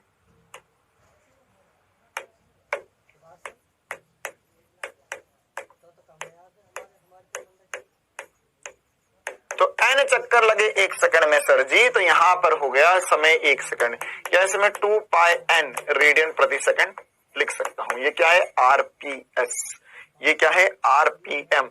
दोनों पर ध्यान देना, दोनों अलग अलग बातें हैं, यह है आरपीएस और यह है आरपीएम। चलिए हम इसमें एक दो और छोटे छोटे से सवाल कर लेते हैं। हमसे ऐसा पूछ सकता है, हमें ऐसा पूछ सकता है, देखो ये एक और मजेदार सी बात, हमें ऐसा पूछा जा सकता है कि हमारे घड़ी का जो कांटा है वो घूम रहा है। हाँ सर जी बिल्कुल, बहुत तेजी में घूम रहा है। तो हमारी घड़ी में कितने कांटे होते, अरे भाई चल जा, हमारी घड़ी में कितने कांटे होते हैं, सर हमारी घड़ी में होते हैं 3 कांटे। वाह भाई वाह, बहुत इंटेलिजेंट हो गए हो तुम, है ना। अरे ये मेरे हाथ में भी घड़ी है, इसमें कितनी सुई होती है, 3 सुई होती है ना, 3 कांटे होते हैं हमारी घड़ी में। तो हमसे ऐसा पूछ सकता है कि सेकंड के कांटे का कोणीय वेग बताओ, या ये देखो ये जो सेकंड कांटे का कोणीय वेग निकालूंगा ये हर घड़ी के लिए निश्चित हो जाएगा, क्योंकि घड़ी चाहे जितनी भी बड़ी हो, चाहे छोटी हो, मेरे हाथ की घड़ी हो या तुम्हारे शहर में बड़ा सा घंटा घर हो, बहुत बड़ी घड़ी है ना, या तो फिर जैसे वो हैरी पॉटर के पिक्चर में बहुत बड़ी घड़ी बताते हैं, तो ऐसी किसी धमाल में, हाँ सर धमाल में बताते, धमाल में वैसी बहुत बड़ी घड़ी है, तो उसमें अगर बहुत बड़ी घड़ी भी है तो उसका भी अगर एक सेकंड के कांटे का ओमेगा देखेंगे तो यही आएगा। क्या आएगा, देखो निकालते हैं। घड़ी में सेकंड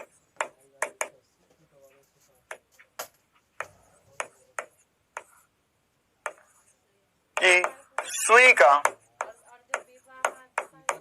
ओमेगा बराबर क्वेश्चन मार्क क्या होगा, तो इसका ओमेगा कैसे निकालेंगे। देखो बेटा आसान सी बात है, आसान सी बात है, एक लाइन का सॉल्यूशन कैसे, सर ओमेगा होता है कोण बटा समय। तो अब हमें यह पता है कि सर सेकंड की सुई, अब देखो भैया घर में घड़ी है, देखते रहो उसको, है ना, सेकंड की सुई जो है वह 2 पाई कोण मतलब कि पूरा एक चक्कर घूमती है 60 सेकंड में।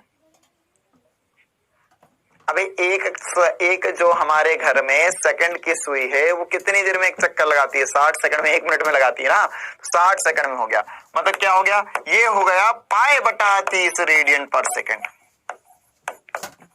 कितना हो गया भैया, पाई बटा 30 रेडियन पर सेकंड। ऐसे ही मैंने पूछा होता तुम्हें, यहाँ पे सेकंड की सुई की जगह मैंने तुम्हें मिनट की सुई का पूछा होता तो क्या करते हैं, मिनट की सुई का पूछा होता तो क्या करते, तो यहाँ पर सर मिनट की सुई का ओमेगा पूछा होता तो क्या करते, यही लिखते। क्यों, क्योंकि मिनट की सुई जो है, मिनट की सुई है उसमें भी थीटा बटा टी आएगा। अब एक मतलब मिनट की सुई घूम रही है सर, उसे 2 पाई चक्कर लगाना है, तो सर वो 2 पाई चक्कर कितनी देर में लगाती है, सोचो सर। अगर मिनट की सुई है उसे 2 पाई चक्कर लगाने का बोला जाए तो सर ये तो बहुत खतरनाक सी बात होगी। इसे 2 पाई चक्कर लगाने का बोला जाए तो ये कितनी देर में लगाएगी, तो सर ये जो 2 पाई चक्कर लगाती है, ये जो 2 पाई चक्कर लगाती है वो लगाती है वह लगाती है 60 इंटू 60 सेकंड में। अरे 60 इंटू 60 सेकंड, 1 घंटे में लगाती है या 60 मिनट में लगाती है, तो सेकंड कितने हो गए? 60 गुणा 60। बहुत बढ़िया। आज हम पढ़ रहे कक्षा छठी सातवीं का गणित कि 1 मिनट में मिनट की सुई 1 चक्कर लगाने में कितनी देर लगाती है। वाह भाई वाह, आज तो बहुत मजा आ रहा है। ये हो जाएगा बेटा, यहां पर ये कट जाएगा, 3 हो जाएगा, तो इसे गुणा करोगे तो ये 1800 रेडियन प्रति सेकंड हो जाएगा। अच्छा, ऐसे ही अगर मैंने घंटे की सुई का पूछा होता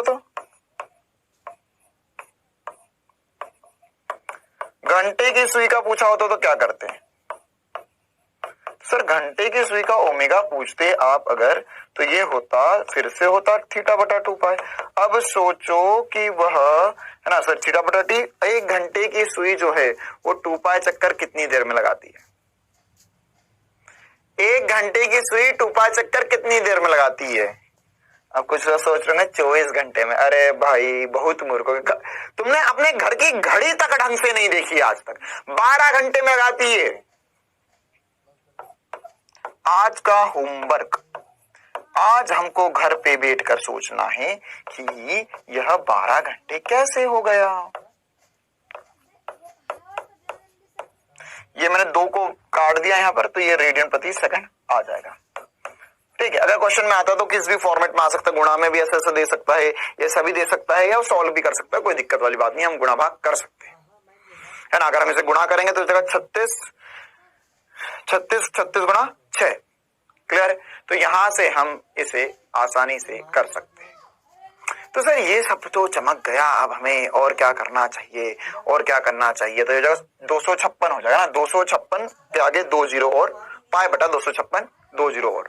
चलिए, तो ये सब तो हमने आसानी से समझ लिया सर। अरे ये समझ में आया बीबी, एक ये जो छोटी सुई होती है वो 12 घंटे में 1 चक्कर लगाती है, तो 12 घंटे मिनट में हो गए इंटू 60 और सेकंड में हो गए इंटू 60। अब हम आगे बढ़ते हैं और हम अब जो हमने पढ़ा और जो पहले पढ़ा और जो अभी पढ़ा उनमें संबंध स्थापित करते हैं। हमने देखा सर अभी कि आपने बताया कि अगर एक कण वृत्तीय गति कर रहा है या गोल चक्कर काट रहा है, तो वहां पर किसी भी क्षण पर देखो तो उसका वेग इधर है, यहां पर देखा वेग इधर है, यहां पर देखा वेग इधर है, यहां पर देखा वेग इधर है, और इसकी त्रिज्या जो है वो हर क्षण पे इधर त्रिज्या आर इस तरफ होगी, और इसका जो ओमेगा होगा वो ऐसा होगा, है ना, यह भी ऐसा घूम रहा है। तो ओमेगा सदिश कहां होगा बेटा? तल के लंबवत और बाहर की तरफ होगा, क्योंकि ये एंटी क्लॉकवाइज डायरेक्शन में घूम रहा है। तो सर V और R में क्या संबंध, V और ओमेगा में क्या संबंध होगा ना, रेखीय और कोणीय वेग के बीच संबंध। तो हमें पता है, देखो कैसे निकाल सकते हैं। मान के चलो यहां से यहां तक घूम कर गया, कुछ कोण थीटा घुमा, तो हमें ऑलरेडी पता है सर कि यहाँ पे जो L होगा वो R थीटा के बराबर होगा। L बराबर क्या होगा? R theta. ऐसा मैं क्यों लिख रहा हूं मैं ऐसा? क्योंकि मेरे को पता है कि सर यहाँ पे चाप की लंबाई है ना, लंबाई से ही मैं वेग निकाल सकता हूं, या दूरी बटा समय ही मैं चाल बोल सकता हूं, और थीटा बटा समय ही मैं क्या बोल सकता हूं? थीटा बटा समय ही मैं बोल सकता हूं सर, यह होगा ओमेगा। तो अब इसका क्या करूं मैं? तो देखो इसका हम क्या कर सकते हैं, इसमें हम कर सकते हैं, देखो dl बटा dt बराबर हो गया आर डी थीटा बटा डी टी। एकदम से क्या कर दिया ये बेटा, मैंने समय के सापेक्ष परिवर्तन देखा। क्या देखा? समय के सापेक्ष परिवर्तन। अगर तुम्हें ऐसा अच्छा नहीं लगता तो तुम डेल्टा भी कर सकते हो। क्या लिख सकते हो? डेल्टा एल बटा डेल्टा टी, समय के साथ परिवर्तन आर डेल्टा थीटा बटा डेल्टा टी, है ना, ये दोनों ही सही है। तो यहां पर क्या हो जाएगा? समय के साथ परिवर्तन, तो ये होगा डेल्टा टी, मतलब समय के साथ लंबाई या दूरी कैसे परिवर्तित हो रही है, समय के साथ ओमेगा कैसे परिवर्तित हो रहा है। ओहो, तो सर समय के साथ दूरी परिवर्तन की दर को ही हम चाल कहते हैं, और ये हो जाएगा आर इंटू ओमेगा। तो एक बहुत इंपॉर्टेंट सा सूत्र हमें मिल गया, v बराबर आर ओमेगा। v बराबर आर ओमेगा। रेखीय वेग मतलब किसी भी क्षण पर अगर आप वेग देख रहे हो तो वो बराबर होगा आर इंटू ओमेगा के, किसके? आर इंटू ओमेगा के बराबर होगा। v बराबर आर ओमेगा। तो ये यहां से हमें एक दो और इंपॉर्टेंट सी बातें ध्यान रखनी है। क्या बातें ध्यान रखनी है? जो मैंने अभी भी आपको बताई थी कि v जो होगा वो लंबवत होगा ओमेगा के, है ना, मतलब कि अगर मुझे वेग निकालना है तो मुझे देख तीनों एक दूसरे के लंबवत है। वी, आर और ओमेगा तीनों एक दूसरे के लंबवत होने ही पड़ेंगे। अभी अभी हमने देखा वी इधर है सर, आर इधर है और ओमेगा तल के लंबवत है और बाहर की तरफ है।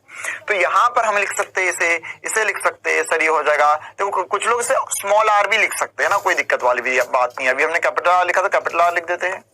यहाँ पर ओमेगा परपेंडिकुलर, या इसे हम वी परपेंडिकुलर से भी चिन्हित करेंगे। किससे चिन्हित करेंगे? We perpendicular. वी परपेंडिकुलर क्यों बोला? क्योंकि एक्चुअल में यहां पर इसका ऐसा भी लिख सकते हैं, आर परपेंडिकुलर ओमेगा। क्यों? क्योंकि ये ओमेगा आर वी एक तीसरे के परपेंडिकुलर आएंगे। तो इसको हमने एक छोटे से चिन्ह से बता दिया, भैया ये परपेंडिकुलर होगा। मतलब कि अगर कोई भी वस्तु गोल घूम रही है या कोई भी वस्तु कहीं भी चल रही है, हमें उसमें वेग निकालना है, तो उसके लिए जो दूरी आर लेंगे वह हमेशा ओमेगा के परपेंडिकुलर होना चाहिए। या अगर हमें ओमेगा निकालना है, मान के चलो हमें ओमेगा निकालना है, तो ओमेगा निकालना तो होगा वी बटा आर परपेंडिकुलर। अगर तुझे ओमेगा निकालना है, किसी का भी ओमेगा निकालना है, तो जो त्रिज्या होगी या जिस बिंदु के सापेक्ष ये घूम रहा है, उसमें जब भी आर देखेंगे तो वी के परपेंडिकुलर, वी के परपेंडिकुलर, वी के परपेंडिकुलर, वी के परपेंडिकुलर ही होना चाहिए, तभी बात बनेगी। क्लियर है कहानी, है ना? जैसे हमने जो पढ़ा बेटा, उसमें भी हम कभी कहीं कहीं पर ओमेगा देख सकते हैं। कहां कहां देख सकते हैं उसके बारे में भी हम चर्चा करते हैं। ये ओमेगा बराबर वी बटा आर परपेंडिकुलर हो गया। इसका और थोड़ा सा फील लेते हैं। जैसे मान के चलो कि यहां पर ये एक रॉड है, ये कुछ ओमेगा से घूम रही है। तो अगर ये रॉड ओमेगा से घूम रही है बेटा, तो मान के चलो ये रॉड घूमकर यहां पहुंची, तो इसमें ये वाला जो बिंदु है घूमकर यहां पहुंचेगा, ये वाला जो बिंदु है वो घूमकर यहां पहुंचेगा। तो अब हमें ये और ये वाला बिंदु, मान के चलो ये वाला बिंदु घूमकर यहां पहुंचेगा। तो अगर मैंने बोला कि ये ए है, ये बी है, ये सी है, तो मुझे पता है सर कि ए की जो बिंदु से या जिस बिंदु के सापेक्ष घूम रहे हैं, उससे अगर त्रिज्या देखी जाए तो ए की कम है, बी की और ज्यादा है, सी की और ज्यादा है। तो अगर ये कांस्टेंट ओमेगा है ना, कांस्टेंट ओमेगा कहने का मतलब क्या है? ये सब साथ में घूम रहे हैं, ये रॉड पूरी साथ में घूम रही है। हमारा पंखा एक ओमेगा से घूमता है, ओमेगा मतलब कि एक नियत कोणीय वेग से घूमता है, तभी तो भैया पंखा पूरा एक साथ घूमता है। पंखे में ऐसा तो ना होता है कि भैया कुछ घुमा फिर आधा टुकड़ा निकल गया, आधा टुकड़ा निकल गया। अरे भैया पूरी पंखुड़ी एक साथ घूमती है। तो क्या हुआ इसका मतलब? तो इसका मतलब हुआ कि यहां पर ये सब एक साथ घूमे घूमे घूमे घूमे घूमे। तो इसका मतलब क्या हुआ सर? जिसकी त्रिज्या ज्यादा उसका वेग ज्यादा। तो क्यों? अरे भैया वी बराबर आर ओमेगा, सबका ओमेगा समान है, तो जिसकी त्रिज्या ज्यादा उसका वेग ज्यादा। तो सी बिंदु वाले को बहुत तेजी से घूमना पड़ेगा, बी बिंदु वाले को उससे भी कम और ए बिंदु वाले को उससे भी कम, है ना? जैसे देखो इस चीज को ऐसा ऑब्जर्व कर सकते हो, जैसे पंखा आपने चालू किया ना, पंखा एकदम फुल स्पीड में घूमने लगेगा तो फिर तो समझ ही नहीं पड़ेगा, सबको जो बहुत तेज घूमता लगेगा।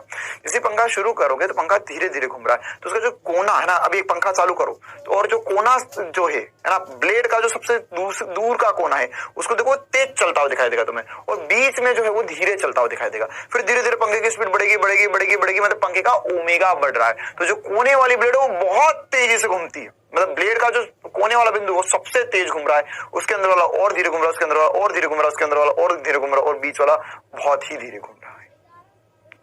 क्लियर है कहानी? तभी तो सब एक साथ रह पा रहे। ये है ओमेगा की कहानी। अब इस पर आधारित एक सवाल करना है बेटा हमें, है ना? एक प्रकार का सवाल आता है, वो सवाल मैं आप लोगों को करवाना चाहता हूं। देखो हमसे क्या बोलता है कि यार यहां पर जैसे इसका एक स्टैंडर्ड फॉर्म का सवाल भी हम ये करने वाले हैं, है ना? तो ये सवाल करे उससे पहले मैं आपको एक और छोटा सवाल करवाना चाहता हूं, है ना? उसी के जैसा सवाल है, ताकि आप उसका सवाल का जवाब आसानी से बता पाओ ना। अब देखो चौंकने वाली बात नहीं है, हमारे पास मान के चलो ये वस्तु v वेग से यहां पर चल रही थी, हो सकता है कि ये आगे जाकर घूमे, या हो सकता है ये आगे जाके सीधी भी चले जाए, मुझे इससे कोई मतलब नहीं है। लेकिन मुझे इसमें अगर ये वाली दूरी आर बोली है, तो मुझे इसका ओमेगा बताना है, ओमेगा मूल बिंदु के सापेक्ष।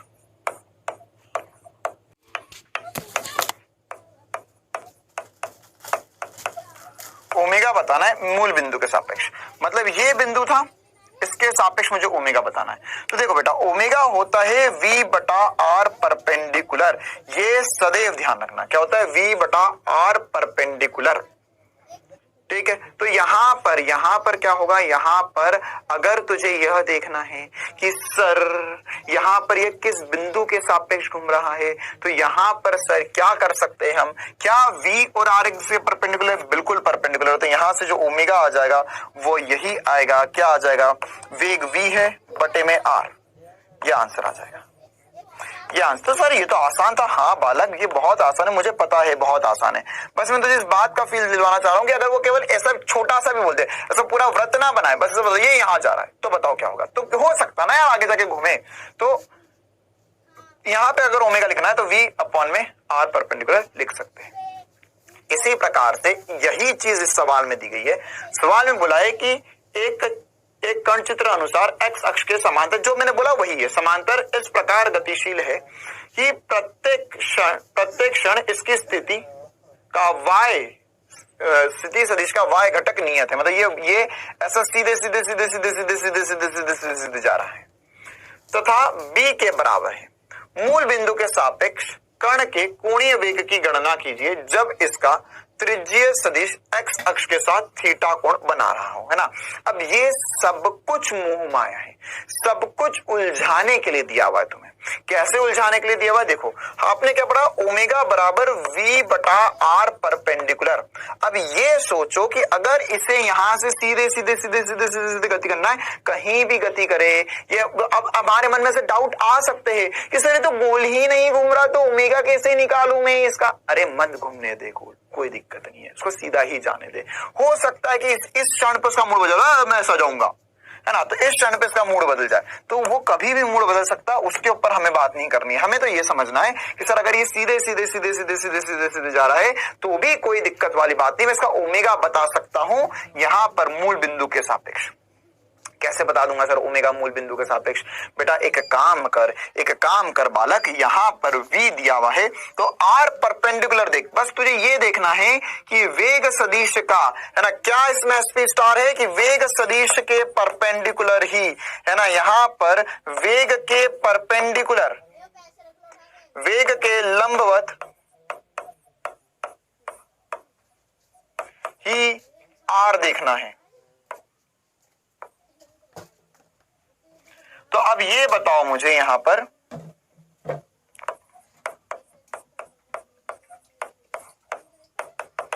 कि भैया यहां पर वेग के लंबवत दूरी कौन सी है, r है या b है?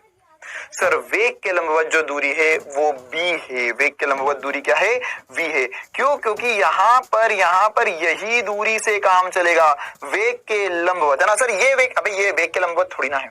अच्छा सर ये यहां चलेगा, ले मान के चल यहां चलेगा, तो फिर भी ये यहां पर ये r होगा, इसका लंबवत घटक क्या होगा, ये घटक होगा।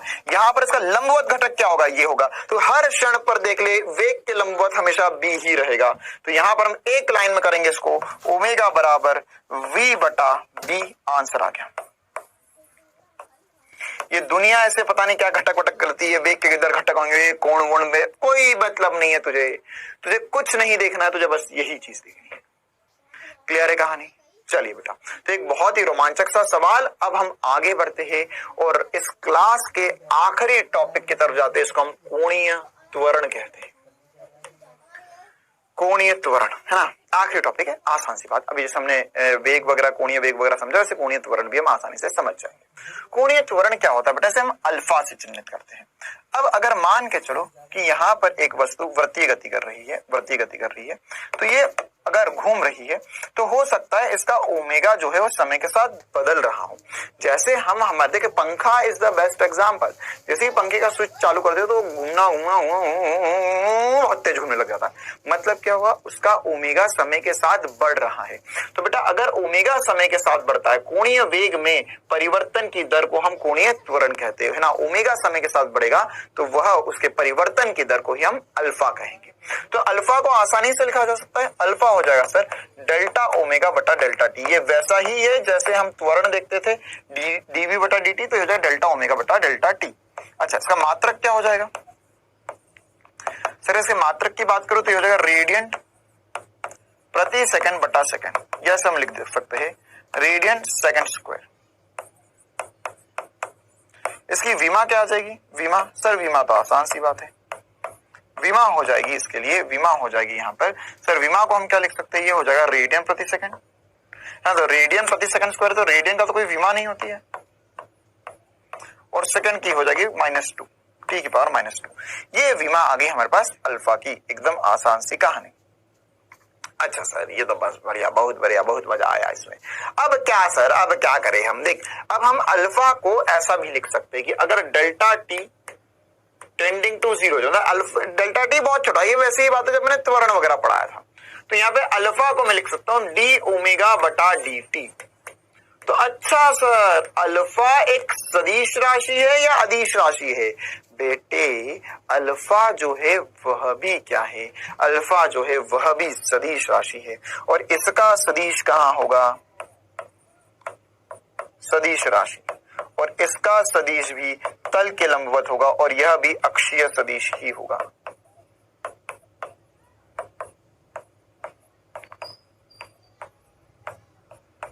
अक्षीय सदिश है ना। अब मान के चल कि अगर तेरा ओमेगा बढ़ रहा है समय के साथ, तो ये क्या होगा, यह अल्फा जो है वह ओमेगा की दिशा में होगा, और अगर ओमेगा कम हो रहा है समय के साथ, तो जो अल्फा होगा वह अल्फा जो होगा वो ओमेगा की विपरीत दिशा में हो जाएगा। क्लियर है कहानी? ये छोटी छोटी सी बातें, जैसे हम उसमें मंदन और त्वरण पढ़ते थे, इसमें त्वरण और मंदन देखा जा सकता है। इसके अलावा अभी हमने और जो भी पढ़े वो सारे समीकरण मैं आपको एक बार लिख कर दे देता हूं। एक ये समीकरण पढ़ लिया हमने, है ना। इसके अलावा हमने पढ़ा था कि सर ओमेगा जो होता है वो होता है डी थीटा बटा डी टी, ये भी एक समीकरण पढ़ लिया हमने, है ना। ये वैसी ही बातें है जो हमने पहले किसके लिए पढ़ी थी, वी के लिए। देख वी की जगह ओमेगा है, दूरी की जगह विस्थापन की जगह थीटा है, और त्वरण की जगह अल्फा है। बस वैसे की वैसी कहानी, पूरे सवाल वैसे के वैसे लगाए जा सकते हैं। तो जब बस ऐसा इमेजिन, अच्छा इसकी जगह वो है, खत्म। जैसे देखो भैया ये तो हो गया। इसके अलावा हमने एक, है ना, देखो इसको एक काम करते हैं, हम अगले पेज पर जाके एक बार पूरा कंपेयर कर लिख लेंगे, ठीक है। तो यहाँ पर हमने जैसे यहाँ पर ओमेगा पढ़ा था, वैसे ही यहाँ पर हमने अल्फा भी पढ़ा था, त्वरण पढ़ा था। उसमें हमने लिखा था, त्वरण का लिखा था वी डीवी बटा डीएस, वी डीवी बटा डीएक्स लिखा था। तो ये लिखेंगे डी अल्फा बराबर ओमेगा डी ओमेगा बटा डी थीटा। ये सारे सूत्र सीधे सीधे एग्जाम में पूछे जा सकते हैं, बस इसीलिए बताए जा रहे हैं। आई बात समझ में, है ना। तो एक बार मैं स्टार्टिंग से पूरे सूत्र लिख देता हूं आपको कि हमने पहले रेखीय में क्या पढ़ा और अब हमने वृत्तीय गति में क्या क्या पढ़ा, ठीक है। तो जैसे भैया देखो यहां पर पहले हमने पढ़ा था विस्थापन। विस्थापन को हम यहाँ पे रेखीय के लिए लिखेंगे। बेटा ये जो मैं बातें पढ़ा रहा हूं ये आगे चल के जब घूर्णी गति पढ़ेंगे उस चैप्टर का भी हिस्सा है, वहां पर भी ये सारी बातें काम आएगी। तो इसलिए हम अभी से ही डेप्थ में पढ़ रहे हैं रेखीय, और यहाँ पर वृत्तीय गति, या इसे हम घूर्णी गति भी कह सकते हैं। घूर्णी गति और वृत्तीय गति में क्या फर्क है?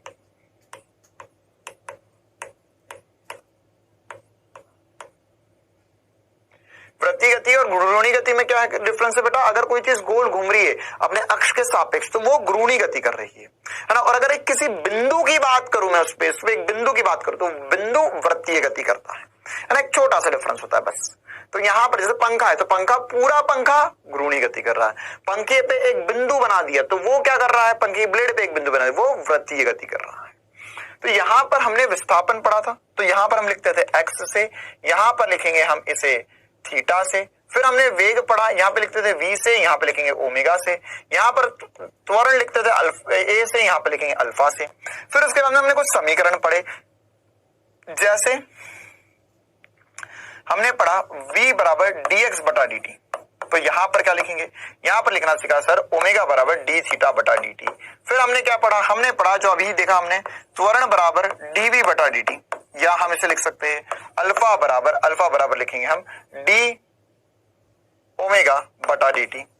फिर इसके बाद में हमने पढ़ा था कि sir integration of v dt जो होता है वो इंटीग्रेशन ऑफ dx होता है। तो यहां पे लिखेंगे हम integration of omega d theta बराबर होगा इंटीग्रेशन ऑफ d थीटा के।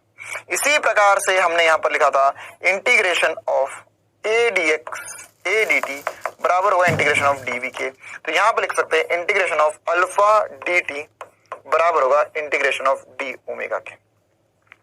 क्लियर है सारी बातें, वैसा का वैसा चल रहा है, सब कुछ वैसा का वैसा चल रहा है। यहां पर हमने लिखा था सर अभी अभी जैसे कि अभी वाला सूत्र लिखा था a बराबर v dv बटा dx, तो यहां पर भी लिख सकते हैं, बिल्कुल लिख सकते हैं। इसके लिए लिखेंगे हम अल्फा बराबर लिखेंगे ओमेगा डी ओमेगा बटा डी थीटा। इसी प्रकार से हमने नियत त्वरण के लिए गति के समीकरण लिखे थे v बराबर u प्लस ए टी, तो इसमें भी लिख सकते हैं ओमेगा फाइनल बराबर omega initial plus alpha T. मैं कुछ भी नहीं कर रहा हूं, मैं बिल्कुल दिमाग में सोच, इस पर सवाल कैसे बनेगा, सवाल समय आएगा अपने आप तो जिससे बन जाएंगे, बस ये सूत्र ध्यान रख ले। इसी प्रकार से मैं यहाँ पर दूसरा समीकरण लिखा था s equal to u t plus half a t square. चलो बच्चों बताओ क्या होगा। तो सर यहां पर आपने ओमेगा फाइनल ओमेगा इनिशियल, देख इसमें यू भी नहीं होता है ना, तो इसलिए हमने क्या कर दिया ओमेगा फाइनल कर दिया। तो यहाँ पे थीटा बराबर हो जाएगा omega initial T plus half alpha T square. इसी प्रकार से तीसरा समीकरण हमने पढ़ा था वी स्क्वायर बराबर यू स्क्वायर प्लस 2as, तो यहां पर लिख सकते हैं ओमेगा फाइनल का स्क्वायर बराबर ओमेगा इनिशियल का स्क्वायर प्लस 2 अल्फा थीटा। तो ये जैसा हमने पहले पढ़ा वैसा का वैसा यहां पर भी उठा के चेप दो, कोई दिक्कत वाली बात नहीं है। क्लियर है कहानी बेटा। तो यह सब कुछ काफी ज्यादा इंपॉर्टेंट सी बातें अल्फा वगैरह को लेकर हमने देखी समझी और जानी। अब एक लास्ट रिलेशन पढ़ लेते हैं, जैसे जैसे हमने यहाँ पर पीछे जाकर देखते हैं, जैसे हमने यहाँ पर रिलेशन पढ़ा था रेखीय और कोणीय वेग में, वैसे एक लास्ट रिलेशन हम आज के क्लास के लिए देख रहे हैं, जो कि रिलेशन होगा रेखीय और कोणीय त्वरण में, रेखीय और कोणीय त्वरण में।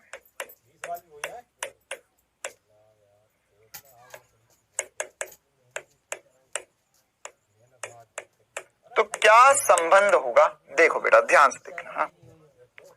यहां पर हम ऑलरेडी लिख चुके हैं सर v बराबर होता है आर ओमेगा, तो अगर मैं इसका अवकलन करना चाहूं तो मैं इसे लिख सकता हूं dv बटा dt बराबर हो जाएगा आर डी ओमेगा बटा dt। सर क्या कर देते हो ये, बेटा कुछ नहीं कर रहा हूं, समय के साथ परिवर्तन हो रहा तो परिवर्तन लिखना हो। ये होता है त्वरण, ये होगा आर, ये होगा आर डी ओमेगा बटा dt को हम लिख सकते हैं अल्फा। तो a बराबर आर अल्फा, a बराबर आर अल्फा। और ये कौन सा a है, ये है स्पर्श रेखीय त्वरण।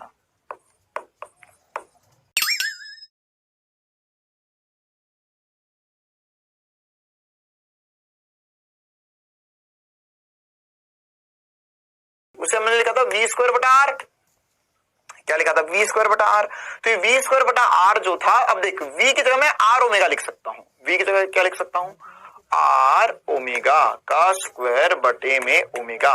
तो यहां पर एक आर से एक आर कट जाएगा, ये हो जाएगा ओमेगा स्क्वायर आर। अरे कर कॉपी में, ये ओमेगा स्क्वायर होगा, आर स्क्वायर होगा, एक आर से एक आर कट गया, ये एसी आ गया।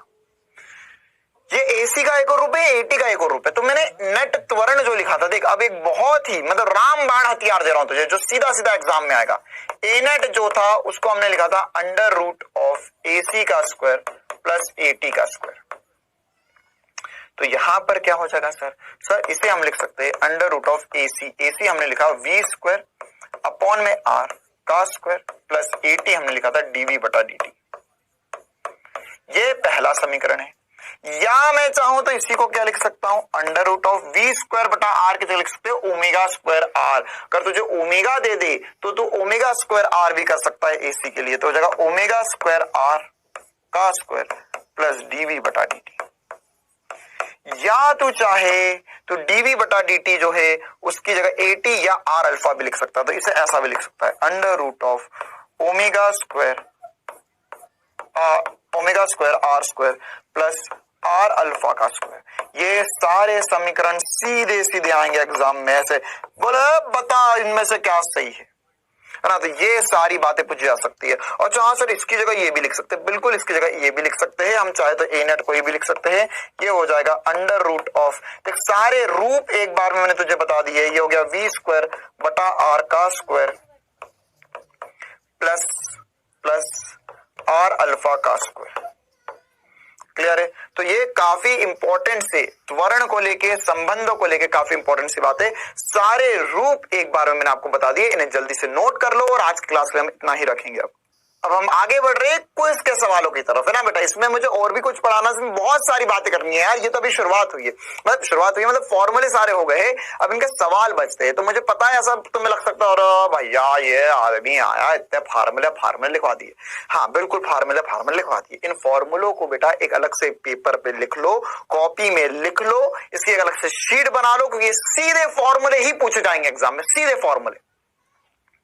और इस पर आधारित सवाल अब मैं नेक्स्ट क्लास में आपको करवाऊंगा। नेक्स्ट क्लास मान के चलो हम आधी से ऊपर क्लास में केवल और केवल सवाल ही करेंगे, ताकि हमें ये जो इतने सारे फॉर्मूले v बराबर आर ओमेगा, a बराबर एटी बराबर आर अल्फा, ए नेट बराबर v स्क्वायर बराबर आर स्क्वायर का होल स्क्वायर आर अल्फा का होल स्क्वायर रूट, ये सब एकदम बढ़िया तरीके से चमकने लग जाए।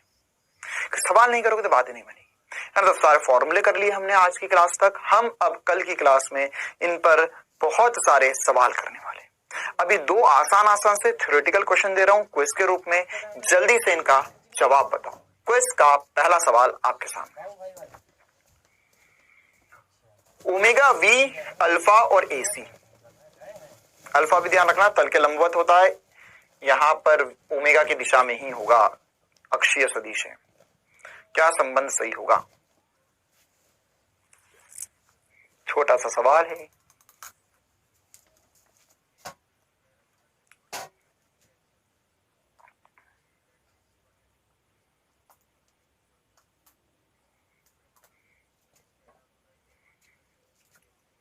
चलो भैया टाइम अप। अगला सवाल,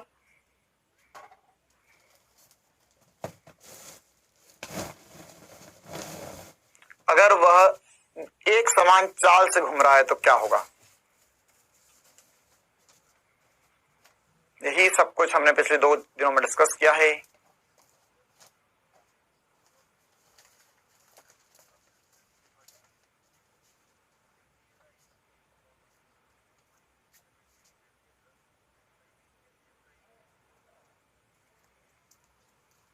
चलिए बेटा, बहुत ही खूबसूरत सी बात। टाइम अब फिर से हो चुका है। यहाँ पर इन दोनों सवालों के जवाब जान लेते हैं। हमने क्या क्या पढ़ा था सर कि एक गोला बना लो, उसमें v इधर होगा, ओमेगा जो होगा वो तल के लंबवत होगा, ओमेगा और अल्फा दोनों तल के लंबवत होंगे, और आर यह होगा। तो अब देखो भैया कौन सा संबंध सही है।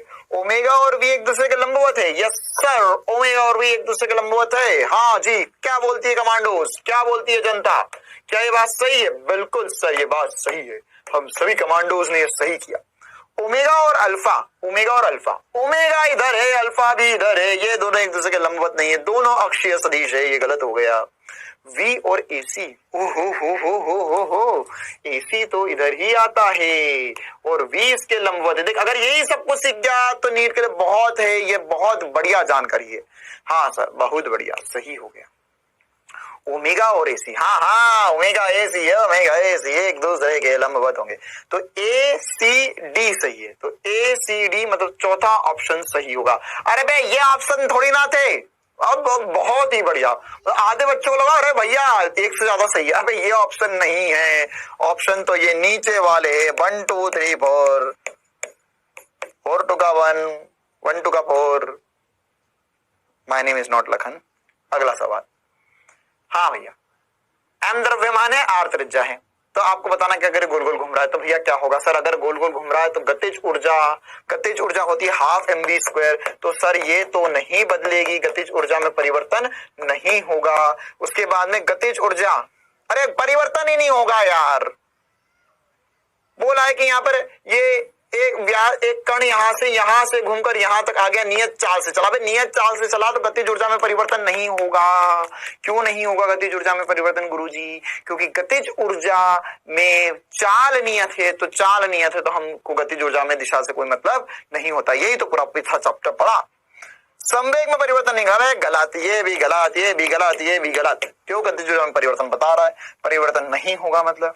संवेग में परिवर्तन, अरे संवेग में ही तो परिवर्तन होगा, क्योंकि वेग में परिवर्तन हो रहा है।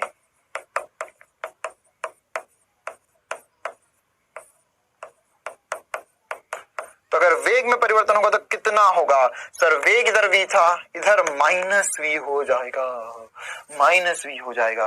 अरे ये तो हमने वैसे ही पुरानी बात है कि सर इधर जा रहा था अब इधर जा रहा है तो परिवर्तन कितना होगा, परिवर्तन कितना हो जाएगा? पुराना ही है, अरे ये वैसा ही है। अरे एक गेंद को मैंने ऊपर सामने फेंका, फेंक कर वापस आ गई, क्यों? क्योंकि ये जैसे घूम कर आई है तो ऐसे घूम रहा है बस।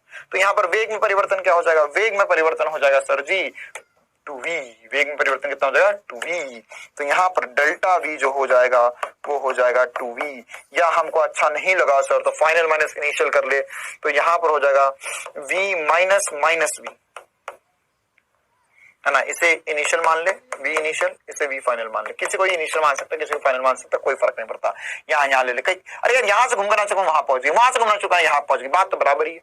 इनिशियल कोई भी हो सकता है, फाइनल कोई भी हो सकता है ना। ऐसे तुम दोनों ना बस गोल गोल। अबे अगर एक चीज गोल घूम रही है, उसका स्टार्टिंग पॉइंट नहीं होता है, कहां से घूमना शुरू? बता ले, गोल गोल ना चला, गोल गोल घूम रहा, कब कहां से शुरू हुआ था? ये कहीं से भी शुरू मान सकता हूं ना मैं भैया। कॉमन सेंस की बातें है ये तो सब, इसमें फिजिक्स वाले मास्टर साहब थोड़ी ना कुछ कर सकते हैं।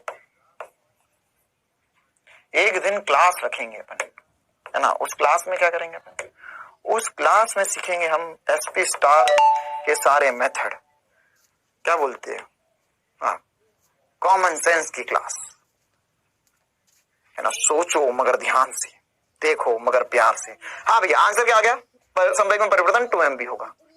चलो भैया आज की क्लास के लिए इतना ही रखते हैं। हमने वृत्तीय गति की, शुद्ध गति की में और इंपॉर्टेंट बातें कर ली। हमने देख लिया भैया सबसे पहली बात की थीटा नामक कुछ चीज होती है जो क्या होता है, अगर एक वस्तु गोल गोल गोल गोल घूम रही है तो यहाँ पर इसका कोणीय विस्थापन थीटा होता है, कोणीय वेग होता है थीटा बटा टी होता है, और अल्फा होता है डेल्टा ओमेगा बटा डेल्टा टी। यहाँ पे भी डेल्टा डेल्टा लगा लो, यहाँ पे भी डेल्टा डेल्टा लगा लो, डेल्टा डेल्टा लगा लो। फिर हमने क्या समझा कि सर इसमें इसके मात्रक पात्रक भी देखे थे, और इसमें सबसे इंपॉर्टेंट बात v बराबर आर ओमेगा होगा, या ओमेगा बराबर v परपेंडिकुलर बटा आर, या इसे v बटा आर परपेंडिकुलर भी मैं लिख सकता हूं, बात बराबर ही है। फिर इसके बाद में हमने एक और रिलेशन देख लिया था मजे मजे में। क्या देख लिया था सर? कि अगर सर v बराबर आर ओमेगा होगा तो at बराबर आर अल्फा होगा ही होगा। फिर एक और इंपॉर्टेंट सी बात देखी कि सर अगर आपके पास आरपीएम में है और उसे आपको ले जाना रेडियन प्रति सेकंड में, ये सब कुछ कल की क्लास में कहो। अगर एक भी बच्चा बिना रिवीजन करे बैठा कल की क्लास में, भले क्लास ऑनलाइन ले रहा हूं लेकिन पिटाई ऑफलाइन जरूर करवा दूंगा मैं, गारंटी है मेरी, गारंटी है ना। कल की क्लास में अगर तुमने पूछा अरे सर ये फार्मूला कहां से आया, फिर देखो बेटा जलवे है हमारे हर जगह। यहां पर होगा ओमेगा, तो ओमेगा की जगह हमने लिखा था 2πn/60 रेडियन प्रति सेकंड में।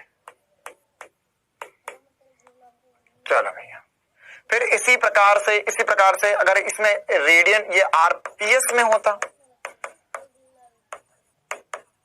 तो इसे हमने सीखा सर, इसे लिख सकते हैं 2πn रेडियन प्रति सेकंड, और उसके अलावा ए नेट जो होगा सर उसे हम लिख सकते हैं √AC का स्क्वायर प्लस AT का स्क्वायर, है ना। और यहाँ पर ये जो घूम रहे थे, है ना, या तो इसमें घूम रहे थे तो इसमें लंबवत वाली बातें भी बता देता हूँ एक बार। यहाँ पर क्या क्या लिख सकते हैं, देखो AC को क्या क्या लिख सकते हैं वो बता देता हूँ सीधे सीधे, है ना। AC को क्या क्या लिख सकते हैं सर? AC को लिख सकते हैं v² बटा r, AC को लिख सकते हैं v² बटा r, इसको लिख सकते हैं ओमेगा स्क्वायर r। AT को क्या लिख सकते हैं? AT को लिख सकते हैं dv बटा dt, जैसे हम लिख सकते हैं इसे, अभी हमने देखा आर अल्फा। तो कुछ इंपॉर्टेंट सी बातें हैं जो सबको अगली क्लास में रिवाइज करने के बैठनी है ना। सच्ची बोल रहा हूं भैया, अगली क्लास में सब रिवाइज करके बैठना। अब यहाँ पर क्या होगा भैया? यहाँ पर एक और लास्ट बात क्या बताई थी मैंने? अच्छा हमें ये बता रहा था कि यार इसके सबके एक दूसरे परपेंडिकुलर होते हैं, तो कौन कौन परपेंडिकुलर होता है? ओमेगा परपेंडिकुलर होता है v के, है ना। फिर ओमेगा परपेंडिकुलर होता है AT के, ओमेगा परपेंडिकुलर होता है AC के, और AC परपेंडिकुलर होता है v के, और R परपेंडिकुलर होता है v के। चलो तो आज की क्लास के लिए इतना ही रखते हैं। हर बार की तरह होमवर्क आपको ऐप में मिल जाएगा। कल की क्लास में मिलेंगे जिसमें हम सवाल पे सवाल एक समान वृत्तीय गति तथा असमान वृत्तीय गति और वृत्तीय गति की बल गति की पढ़ेंगे और बहुत सारे सवाल करेंगे। तो जितना पढ़ा एक बार रिवाइज कर लेना। मिलते हैं अगली क्लास में, तब तक के लिए बढ़िया से पढ़ते रहो, स्वस्थ रहो, मस्त रहो। Thank you.